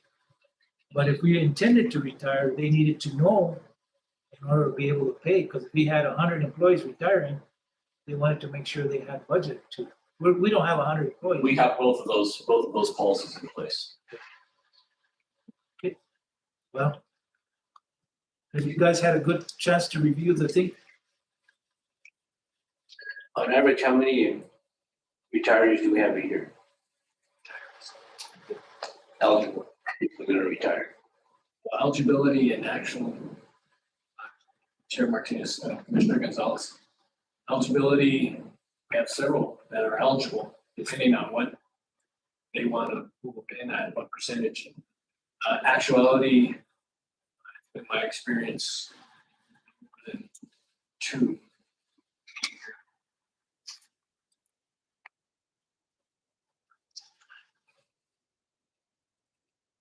There's been other times within the county that they have had to have. So that's. Mr. Chairman, that's what I was since I've been here, I don't know if anybody's been riffed. It seems like we always try to place them somewhere or give them the option, or they either got placed in another department or they wanted by their will to work for the new company. So I haven't seen that problem. But yet, I still say, this is not our money, this is the people's money, and it's sick leave. It's an insurance policy saying if you get sick, we're gonna stay with you, we're gonna help you. If you don't get sick, well, hallelujah. And when you pay your vehicle insurance, they're gonna help you when you have an accident. And if you don't have an accident, you don't get your money back. Everybody is afforded the same benefit. Everybody is. And it's sick leave. It's not paid leave, it's sick leave. It's wrong on its face. And I just think that we owe more to the people that are paying the taxes. And if you get sick, good people will stay with you. If you don't get sick, we hope so. And think about it. We shut down offices during this COVID because we're concerned for your health. Is this not gonna, I lost the words. By paying out sick leave, is this not gonna encourage people to come to work even when they're sick? Of course it will. And that's just what we didn't want. We don't want you to come to work if you're sick. That's why we have sick leave. But if you're gonna pay for it, well, hell, I'm gonna go anyway, and I don't care who gets sick. You had departments that were nearly shut down, didn't you, for sick? I don't get it. It's sick leave. And if you're not sick, it's there for you when you need it, just like an insurance policy. And I just, it's not even truthful. I stay with what we have, and that's, if there weren't other benefits, Mr. Chairman, we can look at other benefits, and we have, and we've been very good the last, 2 years? Okay. While businesses in our county are closing down.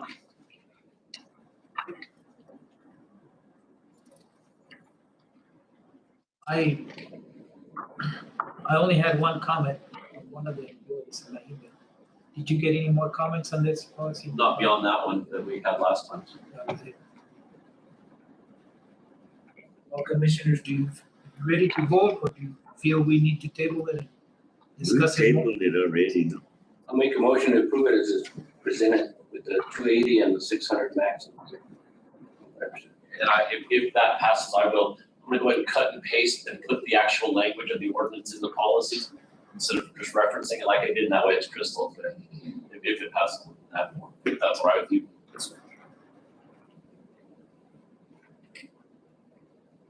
Motion, well, before I accept the motion, what is your recommendation?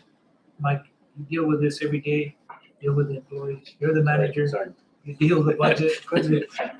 Throw him under the bus. Thanks, Commissioner. Well, I asked the question, I thought. Chairman Martinez, Commission. So there's both pros and cons in this perspective. Fiscally, what you're looking at with the 600 max and 280, you're looking at 880 hours. That's a fairly significant impact. I understand also the benefit to, it's almost like a severance package, and that's actually a benefit. I also understand Commissioner Duggan's concern that because even though we are offering administrative leave with pay, we had people coming to work and cause problems within departments that caused me to place several people in the department on administrative leave for at least 5 days.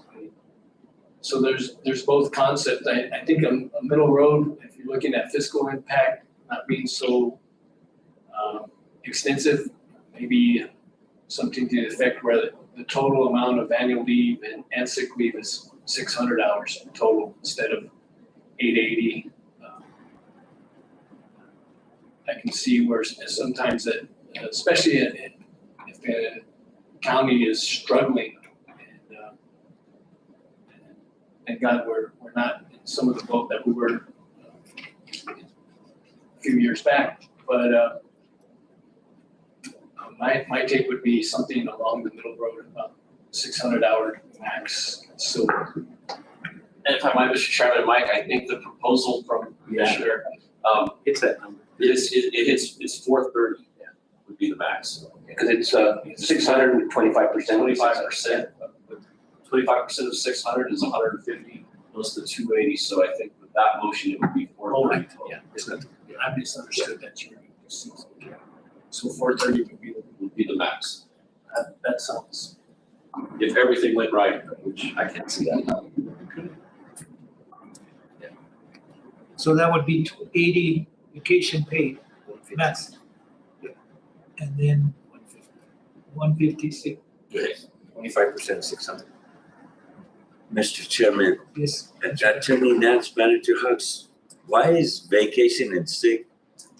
Why can't we address them separately? Why are they, sounds like they're combined. No, they are not combined at all. They're separate. We're putting them together in this policy as a payout, but under our policy, they're not the same. You know, annual leave is for fun. Sick leave is for when you're sick, and that's important. You know, some organizations do PTO where it's all the same, but we find it very beneficial not to allow people to abuse sick time or blow through their own time and then become sick and not be able to use it. So that's why we have it separated in our policy. Well, I have no problem with paying somebody for vacation time that they never used or whatever. They were asked to maybe not use it. I don't have any problem with that. With the sick leave, I do. And currently in our policy, you already get paid for vacation, but not for all the sick. And to your question about what does it cost? Well, but you gave us a number of what does it cost for that person to be paid out. But what did it cost you when that person came to work sick and now you got 6 people out? What did that cost you? There's a lot more costs. Not to advocate for one side or the other on this, but as the current motion stands, it's not going to cost the county any more. They just don't have to come to work because Commissioner Gonzalez limited it to the current payout amount. If the motion would have been not to limit it, then it would increase the bottom line. But as is, all it means is they don't have to come to work, and they still get paid. Otherwise, they would come to work, and then at the end of that time, they would get paid that amount. So it's not, as the motion sits, it's not costing the county anymore with the current motion. So the current motion is just keeping the same policy in place? The current motion is, except for the fact that instead of getting a check at the end of your time period, you just don't have to come to work for that time. Oh. For the maximum of whatever I just said, 430. 430. So that's the current motion. You're free to change that. You don't have to come because you're not sick, but we're gonna take it out of the sick leave, man. Sick is sick, that's all there is to it. But that way, that's 150 hours of sick leave that they would get paid, that they For would not be being on sick. because that would be 25% of what they currently have. If an employee has 600 hours, 25% of that would be 150. So right now, a current employee that has 600 hours, he retires, he would get 25% paid. Correct. In our current personnel policy, that's already Plus his vacation. plus the vacation. The only difference is that person does not have to come to work and get the check. Either way. That's right. Really, as the current motion is, you're not changing the bottom line of the county. You're just saying that this guy doesn't have to come to work anymore. They no longer have to come to work, and they'll get paid out the rest. Otherwise, you could require that they continue to come to work, and then you pay them out that same amount when they separate. Yeah. But Mr. Chairman, it is costing the county because you're not receiving benefit from that employee if they're home. They're doing the job, right? Correct, but you would also, if you paid them out that same amount, I wouldn't be receiving that benefit. I can't see how you can pay out sick leave. That's just all, it's sick leave. We're paying them. You're giving them a check for, it's a lie. And it may be uncomfortable and it's obviously not that popular with the employees, but sick leave is sick leave. That's all there is to it. And you're gonna encourage more people to come to work sick. And then now the department's shut down. It's a lie. I'm sorry, but it's a flat lie. You're not sick. And you get, In my view, you have the good employees and the not so good employees at the same. Somebody's not, you wanna accumulate the 600 hours is not a so good employee. So they're not gonna come to work. They're not gonna have the incentive or the mindset. I'm gonna come to work because I'm gonna get down the road. They don't think that. They use sick leave like vacation leave. That's the reality. So this is a way of rewarding the responsible employees the way I view.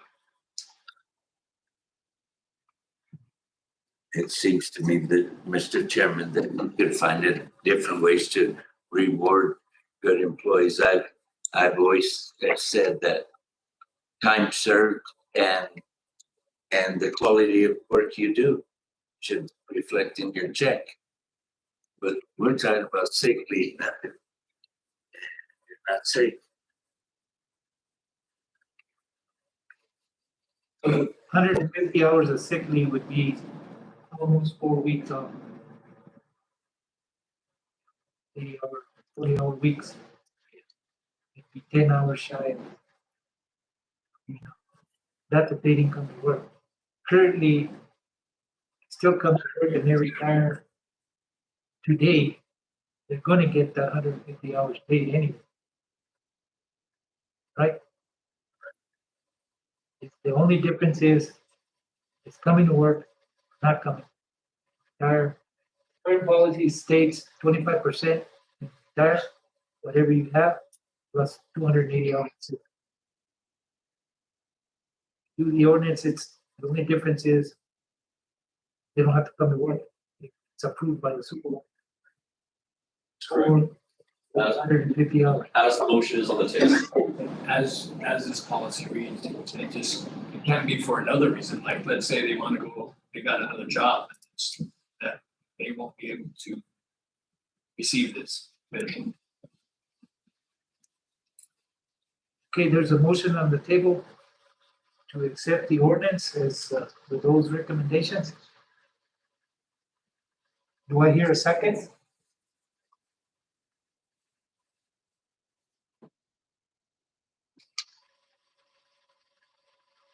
Say again, do I hear a second?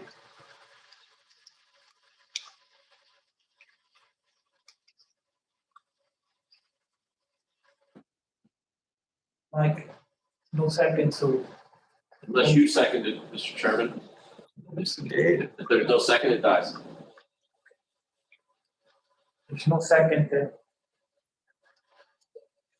no motion. So it stays as is. Unless there's another motion, the ordinance dies as is.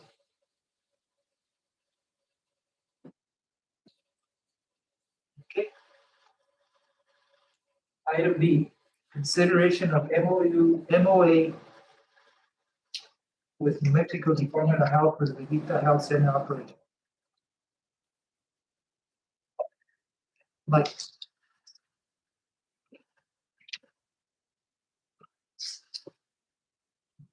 Thank you, Chairman Martinez. Commission, in your packet, you have an MOU between county and New Mexico Department of Health.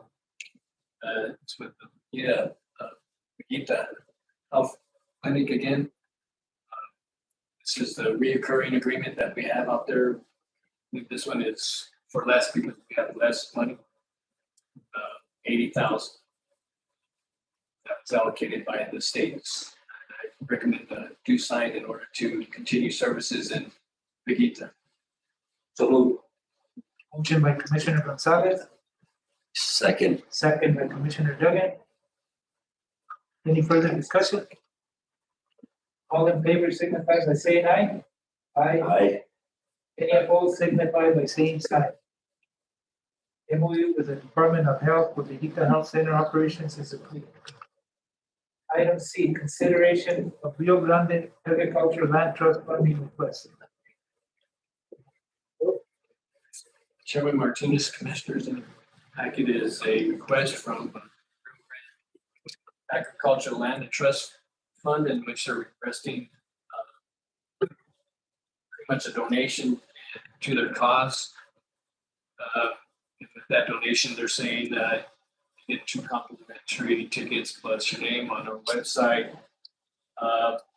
As you can see, they are a 501c3, so that donation clause, their request, we cannot be fulfilled. Chris Rosacker, I thought was gonna be here. She had approached us. Yeah. Yeah, I'm the new conservation coordinator for the Rio Grande Agricultural Land Trust. And yeah, I guess if this goes against your donation clause, then I would totally understand. But essentially, we are 501c3, work to preserve farmland, open space, wetland habitat, and the Rio here in Socorro County. Primarily, we've done a lot of projects here in Socorro County, and then additionally in Bernalillo County, Valencia, and then a little bit of San Juan. But yeah, so this year we're going to be holding our 25th anniversary celebration.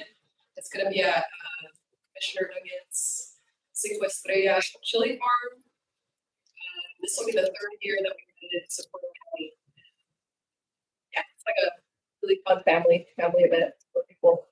And it's our main annual fundraiser, and all the proceeds go to the work that we serve farmland, open space, and wetland habitat. So we can help them. Certainly, if I might, Mr. Chairman, under Article 9, Section 14 of the New Mexico Constitution, we cannot donate to anything but a governmental entity. We could give, the Attorney General makes clear, that it violated the Constitution when the Department of Public Safety gave reduced rates to allow Boy Scouts to stay in the state police dorms. That was illegal. So we can't give to even if they're a good organization, we can't give to them unless the caveat is you can use lodger's tax funds if it's an event that brings in tourists. So you can sponsor an event. Now we can't give it to the organization for their fundraiser, but you can help to sponsor an event with our limited lodger's tax funds if it brings in tourism to the area. Sure. The only exemption. Yeah, and I could definitely. Oh, I'm sorry. Go ahead, sir. I believe it does bring in people. It brings in people from all around. It did last time. Is that not right? Yes, sir. Yes, that is correct. Yeah, we have about 200 people coming in, and over half of those are outside Socorro County. So obviously, they have to find a place to stay, and be in Socorro for quite a bit of time. I just want to say too, it was a very good time. It's a very good group of people, and the, how can I say it without offending people? The farming community, the reason I'm doing it, well, Cecile's my friend, but the farming community, the environmental community, by golly, they need to work closer together. And I'm praying, I'm hoping that they do, but I know for a fact this place brings in people from out of town.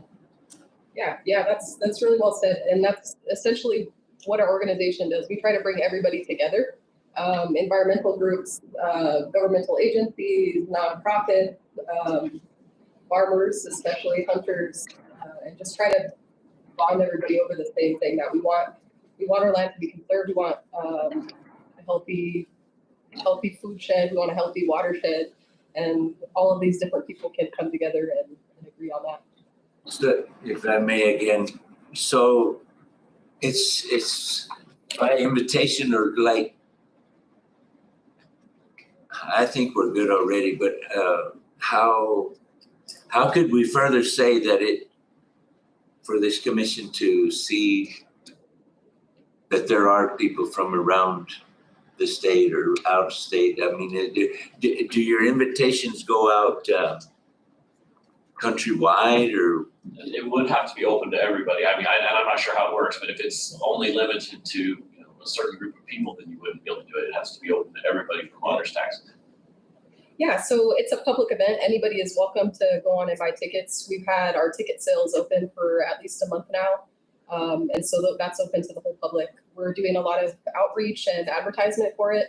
We've sent out at least 30 sponsorship letters to Bernalillo, Valencia, Sandoval, Socorro counties. And we've had a lot of good response and some good ticket sales. We've also been advertising it on our social media, and we have over 1,000 constituents there from all over the state. So what is your recommendation, Mike? I believe it does attract commerce and tourism. I believe their role is significant in providing that service and advertising the benefits throughout the Valley of Socorro. And, The dollar amount would be up to the commission to decide. 500. What do we have? Are they? what do we have in the larger stack? A couple grand, probably no more than $3,000. What, I should know, but what are the tickets, what do they cost? Yeah, so we have different sponsorship levels, 500, 1,000, 2,500, and then the maximum is 5,000. And so any one of those sponsorship levels, but of course you guys are more than welcome to choose a dollar amount that is not represented as those sponsorship levels. Oh, and also something, I'm sorry if I can just include one more thing. So we actually are printing out our posters that will go out. And so part of the thing, if we have a high enough sponsorship level, the Socorro County logo would go on that poster. And so we're sending those to print here at the end of the week. We would need that probably no matter what. So, Yep. yeah.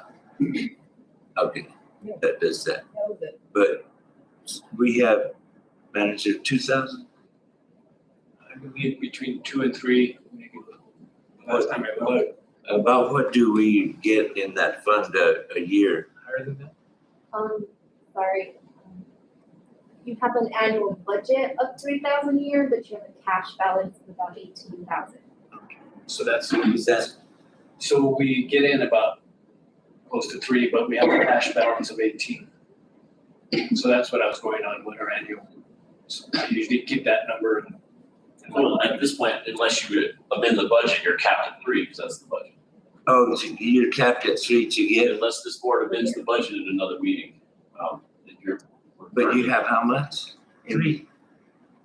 3 available. Well, I think we've spent some already. So you have the 18 available.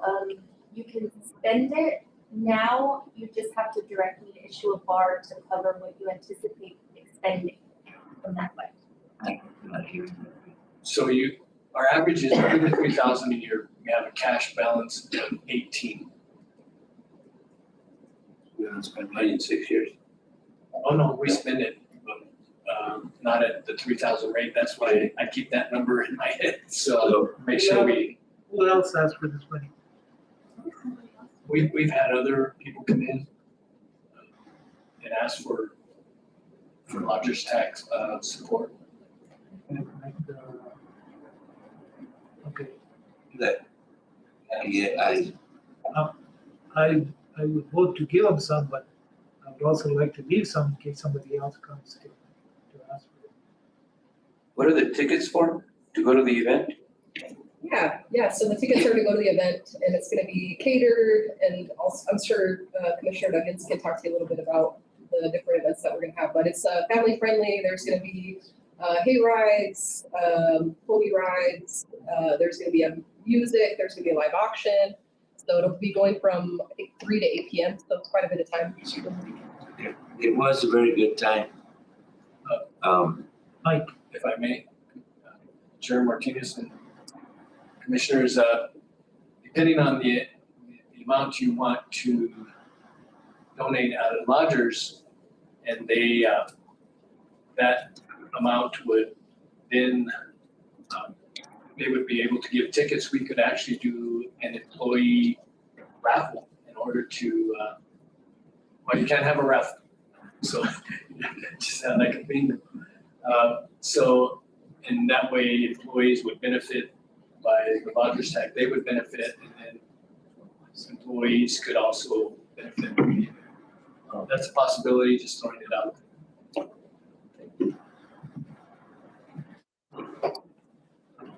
So what is your recommendation? Like, how much can you think safely you won't get in trouble if you have the money to do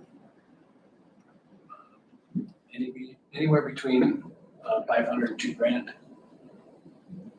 15, but Chairman Martinez, I gotta come clean, right? So I'm doing this, I'm hosting this. I charge nothing, make no money from it in any direction. It's a gift from me.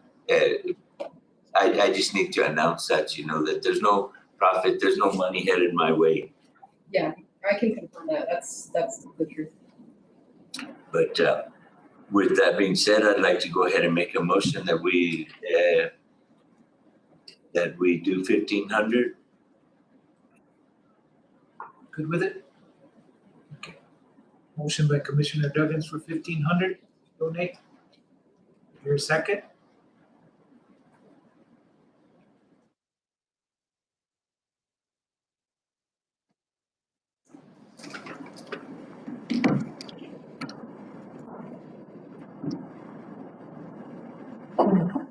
I'll go ahead and second it.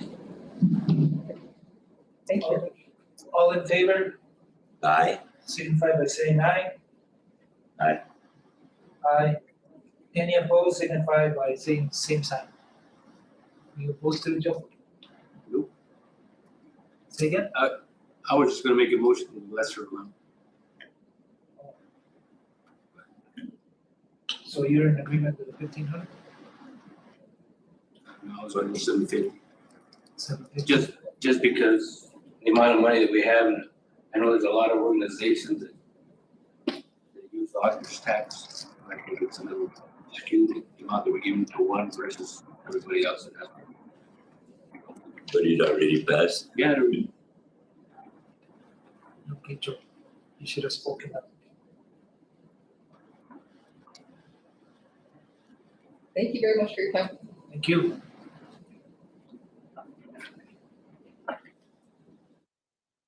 Okay, item D, consideration resolution 2022-65, adopting a senior ICIP plan for fiscal year 24-28.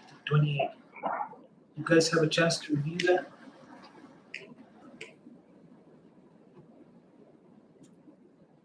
Chairman, Commissioners, the ICIP plan you have before you was put together by our Senior Center Director and reviewed by our Maintenance Director.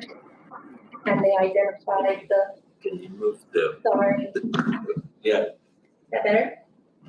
Okay, so they identified the projects that were most pertinent to perform in each center. They verified that the cost they were allocating to each project was valid and could actually support the project that was listed. And that's what they used to put that together. They're not here today, so I'm just presenting it on their behalf.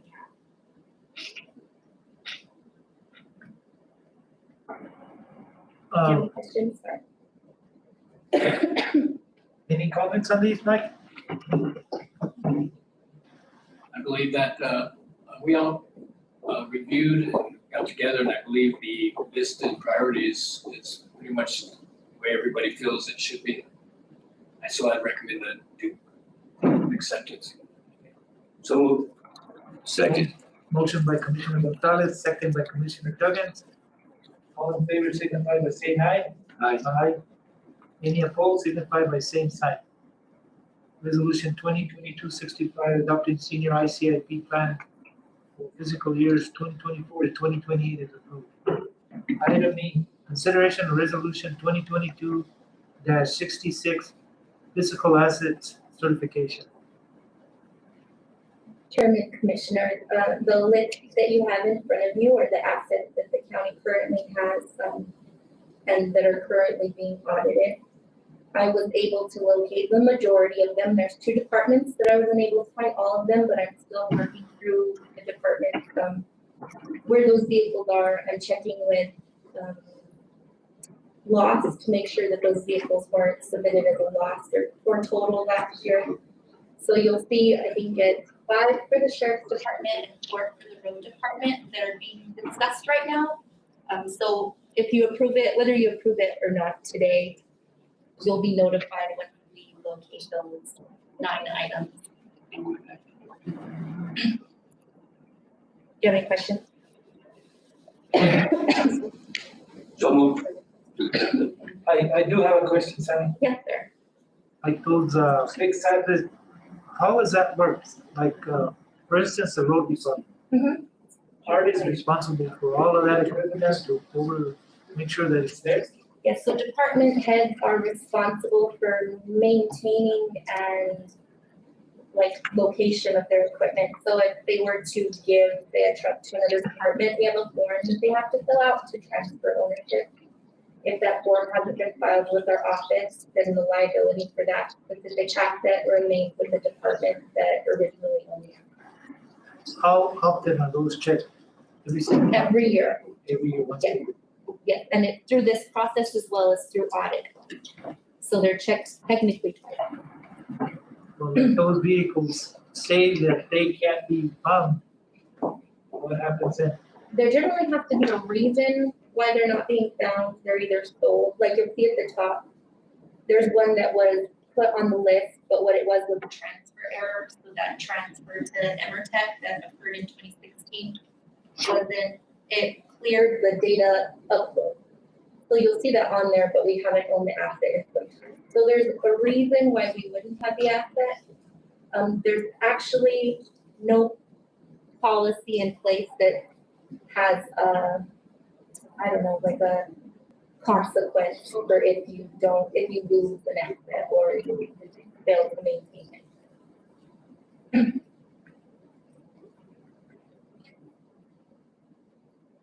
Any other questions? Motion was, from Commissioner Gonzalez. For considering the physical asset certification. With you letting us know on those vehicles that are accountable for, yeah.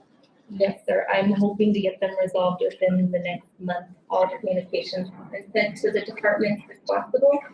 And there's a lot of back and forth, but until we know exactly where the vehicles are and I've seen them with my own eyes. So you'll be notified. Thank you. Thank you. Do a second by Commissioner Duggan. All in favor signify by saying aye. Aye. Aye. Any opposed, same sign. Resolution 2022-66 physical asset certification is approved. Item F, consideration of resolution 2022-67, order imposing 2022 property tax rates as required by law. Julie.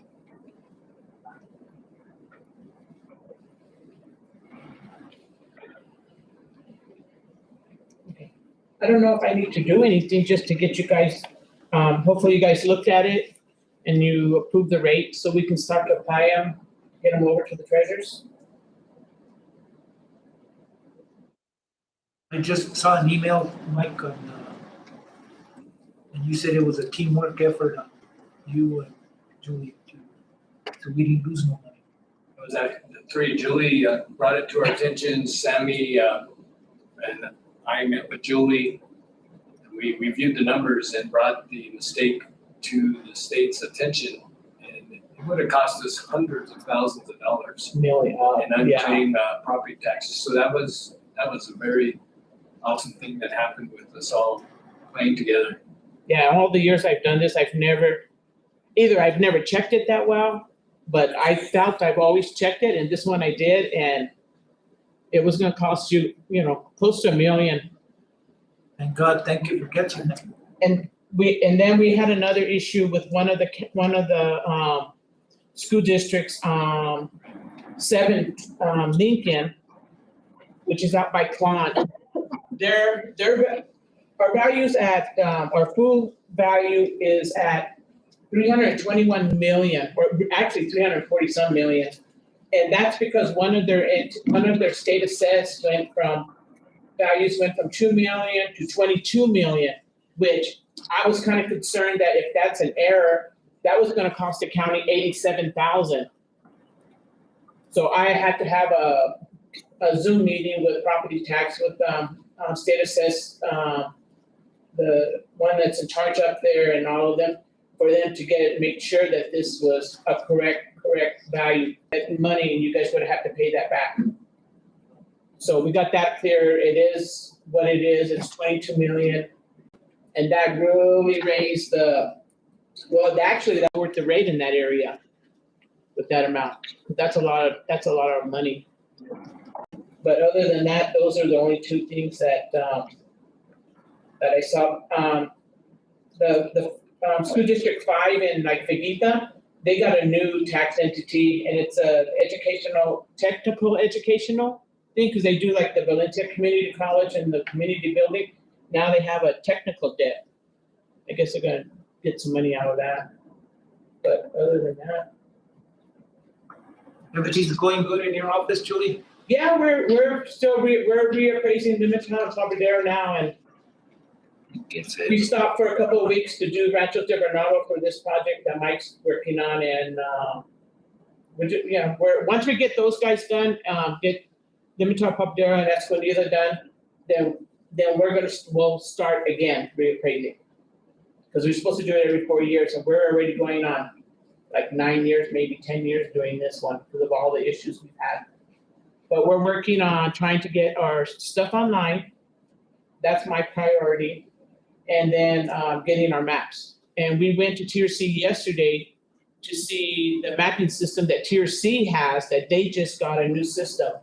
And I'll be getting with Mike on that, and that's a very good system. It looks like it's good, I don't know. We're gonna have a Zoom meeting on it on Friday, and then to discuss that and see if that's the way we wanna go. But we're still there, still don't have enough employees, but we're gonna interview, we'll see if anybody takes it. Nobody wants to work? Nobody wants to work. And you know what's weird? We went to Tier C yesterday, and I don't want to take, because we already been here long enough, but went to Tier C yesterday, and I'm talking with the assessor and everything, and it's getting towards lunchtime, and he goes, "Are you guys gonna eat?" And we go, "Yeah, what's a good place to go eat?" He goes, "Well, let me see, we gotta see what restaurants open, because these guys open one day here, and then this one might open tomorrow, and this one's not gonna be open today, so we don't even know who's gonna be open, because we don't have employees." So they're feeling the same thing like we are. I thought it was just Score, but he said, no, it's them too. They don't know who's gonna open or Who's gonna work? Or what, so. The welfare check. Yeah, exactly. So, Mr. Chairman, this is required by law, this tax? You have to certify the values, make sure that you're good with them. If you guys see that there's a mistake, which you guys, should look at them, but, then we don't certify, because once you tell me you're good with it, I go start putting them in the system and start getting my tax roll ready to send to the treasurer's office, so they can do the I'm bills. not good with it, but it has If to it's be correct, you done. have to approve it. If you don't like it, that doesn't. Yeah, you gotta make sure. One of those things, right? Yeah. So I make the motion to approve the resolution 2022-67. So Julie, before I let you go, I've been wanting to ask you, one of the constituents out there said that somebody from your office required or was wanting their tax return. And I thought that was odd. What does their tax return have to do with their property value? We wouldn't have anything to do with tax returns. They probably maybe just we wouldn't even, if we go out there and assess, we don't even ask any of that. If it's a business, it's still not relevant. No, if it's a business, when we assess commercial properties, commercial businesses, we have to go off the income approach. And so we go off the income, so we need your last 3 years of your tax information in order to assess your property correctly. Because you can do the income, you can do the cost, you can do the market. with businesses, you really wanna go by the income, and businesses wanna go by the income. Because your building might be worth, $300,000, but you're only bringing in $100,000. So there's a medium in there that we work with, so we do ask for your tax information for businesses. Especially if And you you're protest. taxing their income, No, we're basing the value on what they're making, Income. yeah. taxing their. And for some of these businesses, like for instance, we've only had one business that's really, well, now they're giving them to us, but one business in the past was one of the small hotels, here years ago. He wanted us to go off of his income, which is fine, so we went off his income, it lowered his value a lot. So but we do, for businesses, we will ask for your income, and if you protest, you definitely have to give it to us. I mean, if you wanna go to protest and work your values, cause it's especially in a small community, you don't make what a bigger community makes, but your building might be still the same value as a building in Albuquerque, but your income's a lot less, so you wanna go off your income. That's the way I see it. It's just cheaper. Well, yeah, it works the other, to me, you're taxing the property, period. I mean, Right, we're taxing the property, but there's other things we take into consideration when we go off of the income. Like when we value your business, we value the building, we value what's inside of the building, like furniture and all of that. When you give us your income statement, we take off certain things that we don't use. And the only way for us to do that is to have your income statement, because you've gone and already depreciated all of that stuff out. So we give you depreciation on that. Whereas if we don't have that, we don't know that. So yes, we do go off the income statements for businesses. And it is better, to me, it's better for you to go that way. Okay, we get a motion by Commissioner Duggins to approve resolution 2022-67. No, second. Second by Commissioner Gonzalez. All in favor signify by saying aye. Aye. Aye. Any opposed, same sign. Hearing none. Resolution 2022-67. Order imposing 2022 property tax rates as required by law. Item G, consideration of resolution 2022-68 records retention policy. Mike? Mr. Chairman, members of the commission, this is actually just an update to our current records retention policy. Basically, local governments used to have to use the state's administrative code, which sets forth how long to keep records, and it's pretty detailed. It says, an inmate file you keep for X number of years and a receipt you kept for X number of years. We no longer go by the state rules because they repealed the state rules. We now have to impose our own rules, which we've had for quite some time. The only change that we are really making on this particular policy is to allow the county to say it is not a destruction of a record if you convert them to a electronic file and then get rid of the original unless the original is required to be kept. And of course, this needs to happen because we're planning on going with this, this large conversion for electronic files, which of course benefits the public because they're much more easily accessible. So with that, Mr. Chairman, I would suggest that we should I would suggest approval of the policy. So moved. Motion by Commissioner Gonzalez to approve resolution 2022-68 records retention policy. I'll second the motion. All in favor signify by saying aye. Aye. Aye. Any opposed? Same sign. Resolution 2022-68 records retention policy is approved. Item H, review of Socorro County, New Mexico RFI and New Mexico pilot program application for broadband expansion. Thank you, Chairman Martinez, Commissioners. This is in your packet as an information item. I can just take any action. It's regarding the broadband RFI that was sent out to the ISPs. So the commission would be up to speed on what we asked for, and what our expectations are from the ISPs. Okay, any questions before we move on? Item I, consideration of transportation project funding agreement with New Mexico DOT for 3 tanks.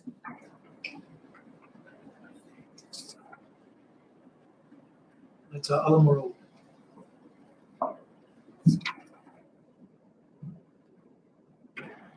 This is where we received that money and we're responsible for 100 and some thousand. 155. Chairman Martinez, Commissioners, yes, in your packet is the grant agreement in which we were awarded it's 3.1 million. Actually, NMDOT share is 2,945,000. And our share will be 155,000. So I recommend that an acceptance to get that project underway out in Alamo. So moved. I second. Motion by Commissioner Gonzalez to approve, second by Commissioner Duggins. All in favor signify by saying aye. Aye. Any opposed, same sign. Transportation project agreement for 3 tanks is approved. Item J, appointment of the member to the County Livestock Loss Authority. Mr. Chairman, members of the commission, as we discussed, this is the joint powers agreement that you all created with Catron and Sierra counties for an independent entity to evaluate and make reparations for livestock producers that that lose their money due to the wolves. I believe that working with has been approved by DFA, which means that it is its own legal entity now. Sierra County is going to be the fiscal agent.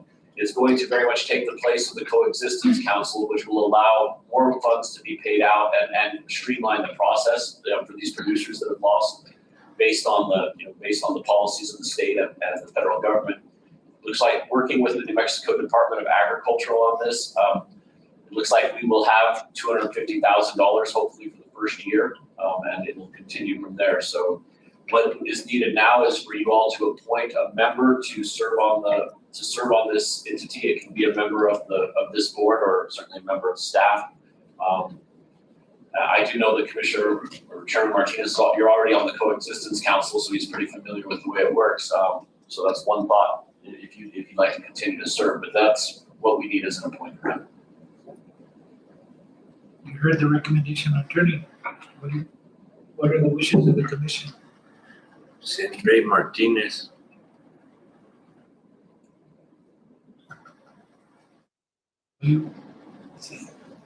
I'll second it. Okay, motion by Commissioner Duggins to appoint myself to the County Livestock Loss Authority. Seconded by Commissioner Gonzalez. All in favor signify by saying aye. Aye. Any opposed, same sign. Thank you for considering. Item K, consideration of MOU with the BLM Grazing Regulations EIS Cooperative Agency status. Mr. Chairman, members of the commission, this is the Bureau of Land Management is revising their grazing regulations that they need to, they do every once in a while, and they're requesting as a local government that we enter into cooperating agency status. We've done this on several different projects, including the Forest Service Wilderness.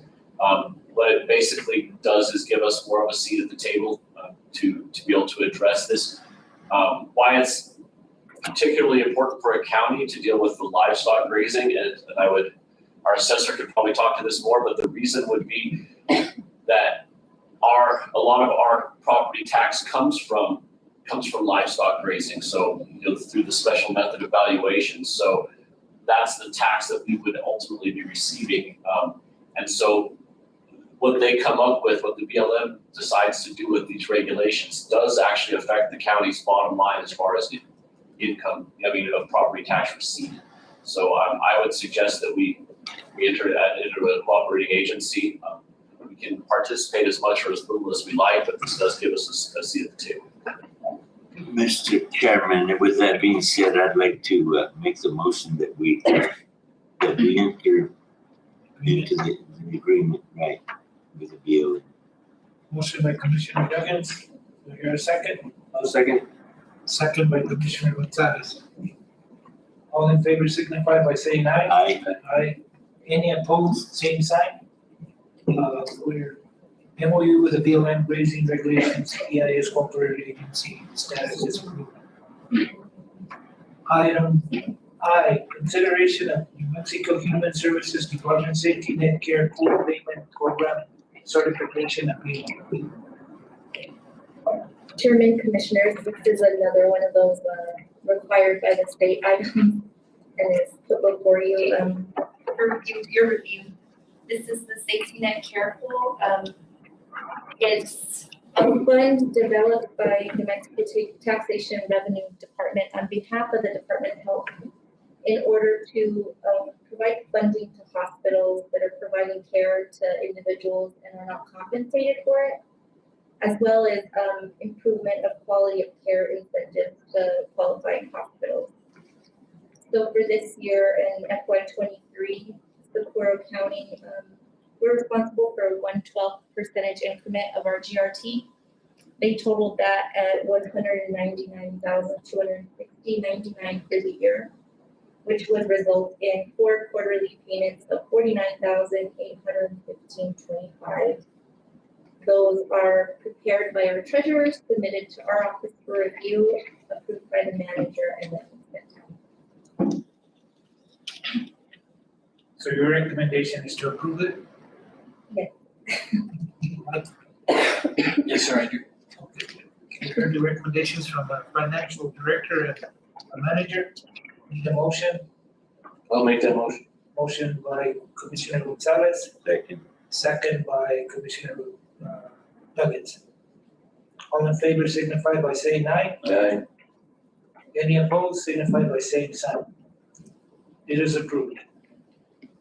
Item M, consideration of MOU with Purological for software services purchased from GSA contract person to New Mexico State 1978 13-1-129 2020.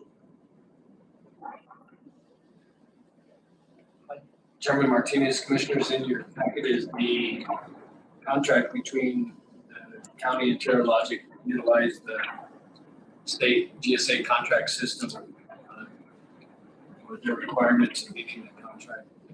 I recommend that you do pass. This is the project of the document management that was identified through ARPA, which fulfills several pillars within the requirements. So your recommendation to approve? Yes, sir. This is the program that the commission set aside $250,000 for. So moved. Motion by Commissioner Gonzalez. Second. Second by Commissioner Duggins. All in favor signify by saying aye. Aye. Any opposed signify by same sign. It is approved. Item N, discussion and direction to staff regarding zoning within the county of Socorro. Mr. Chairman, did we not already? Yeah, we did address this one, Mr. Chairman, in the public comment. Okay. Item O, discussion and consideration of new employee time clock system. There's no Duggins again.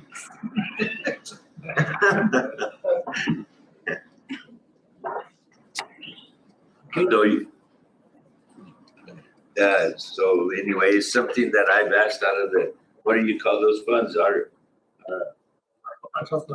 funds, just being upfront, transparent, and I think it's a needed update.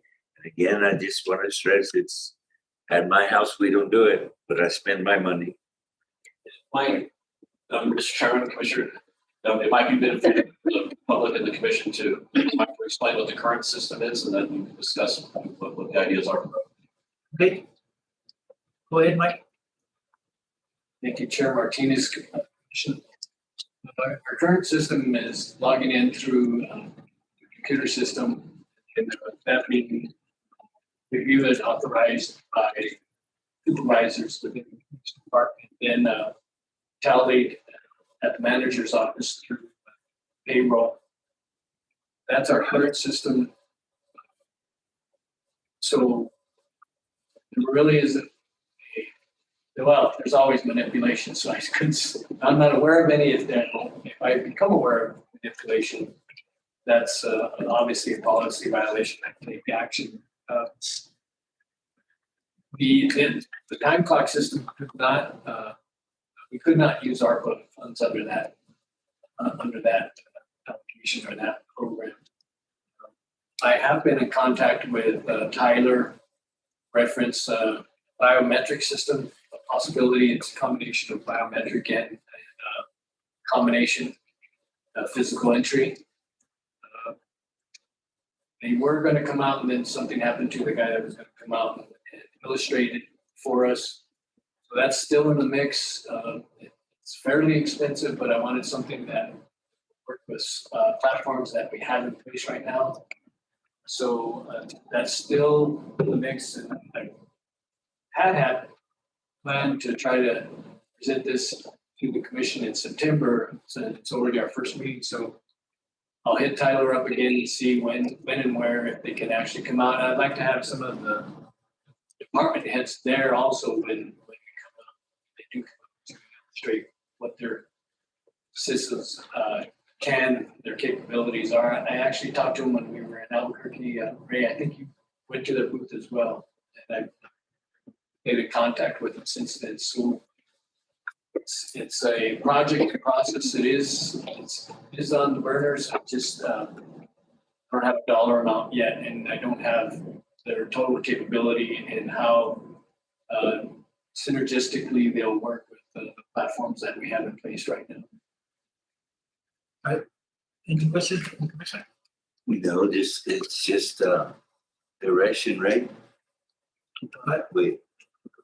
I have a question, Mike, before you. Like, I'm an employee for the county. I go to work today or tomorrow. You said it goes in the computer. Which computer are you talking about? Their computer in their office, or if there are certain computers? Yeah, there's certain desktops that have the software in it, and it's logged in that. And or supervisor can go in. They have administrative access, and let's say somebody just calls in sick, the supervisor is required to go in there and log a sick day, and then also ask for a request. So that's how that works. So I'm thinking that being an employee, I would have my own number or my own log time. That's correct. So nobody else could get in there, change it, except your supervisor. Except the person that has identified administrative access over that group of personnel. Okay. That's your question. Any issues with it? You know, if any. There's always issues with every time keeping system. I had revamped the one on other places I've been. I had a biometric system, and the people found out how to. They saw the technician working on it. They would call and say they're having problems. They'd actually jam it, so the technician would come out, have to work on it, and then watch. So they would adjust the tolerance to it, and then give a passcode, and that one required 3 fingers, so it had to match 3 fingerprints. But if you adjust the tolerance, anybody close, they would smudge it. So we had so we're constantly adjusting the tolerance.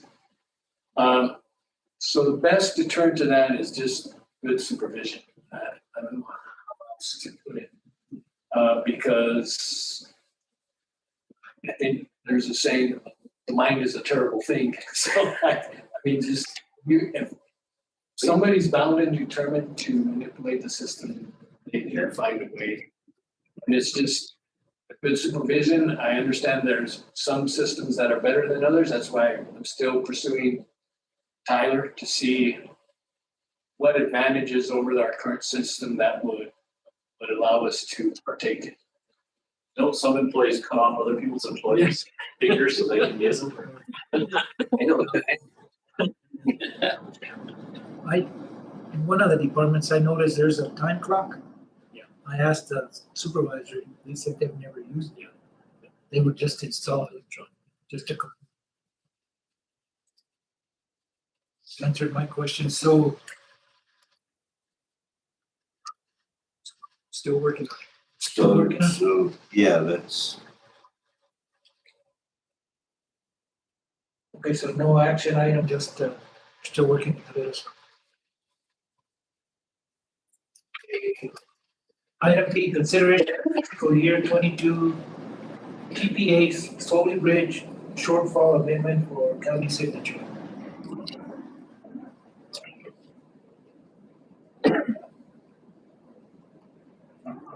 Thank you, Chair Martinez. Commissioner, in your packet, you have the Sholey Bridge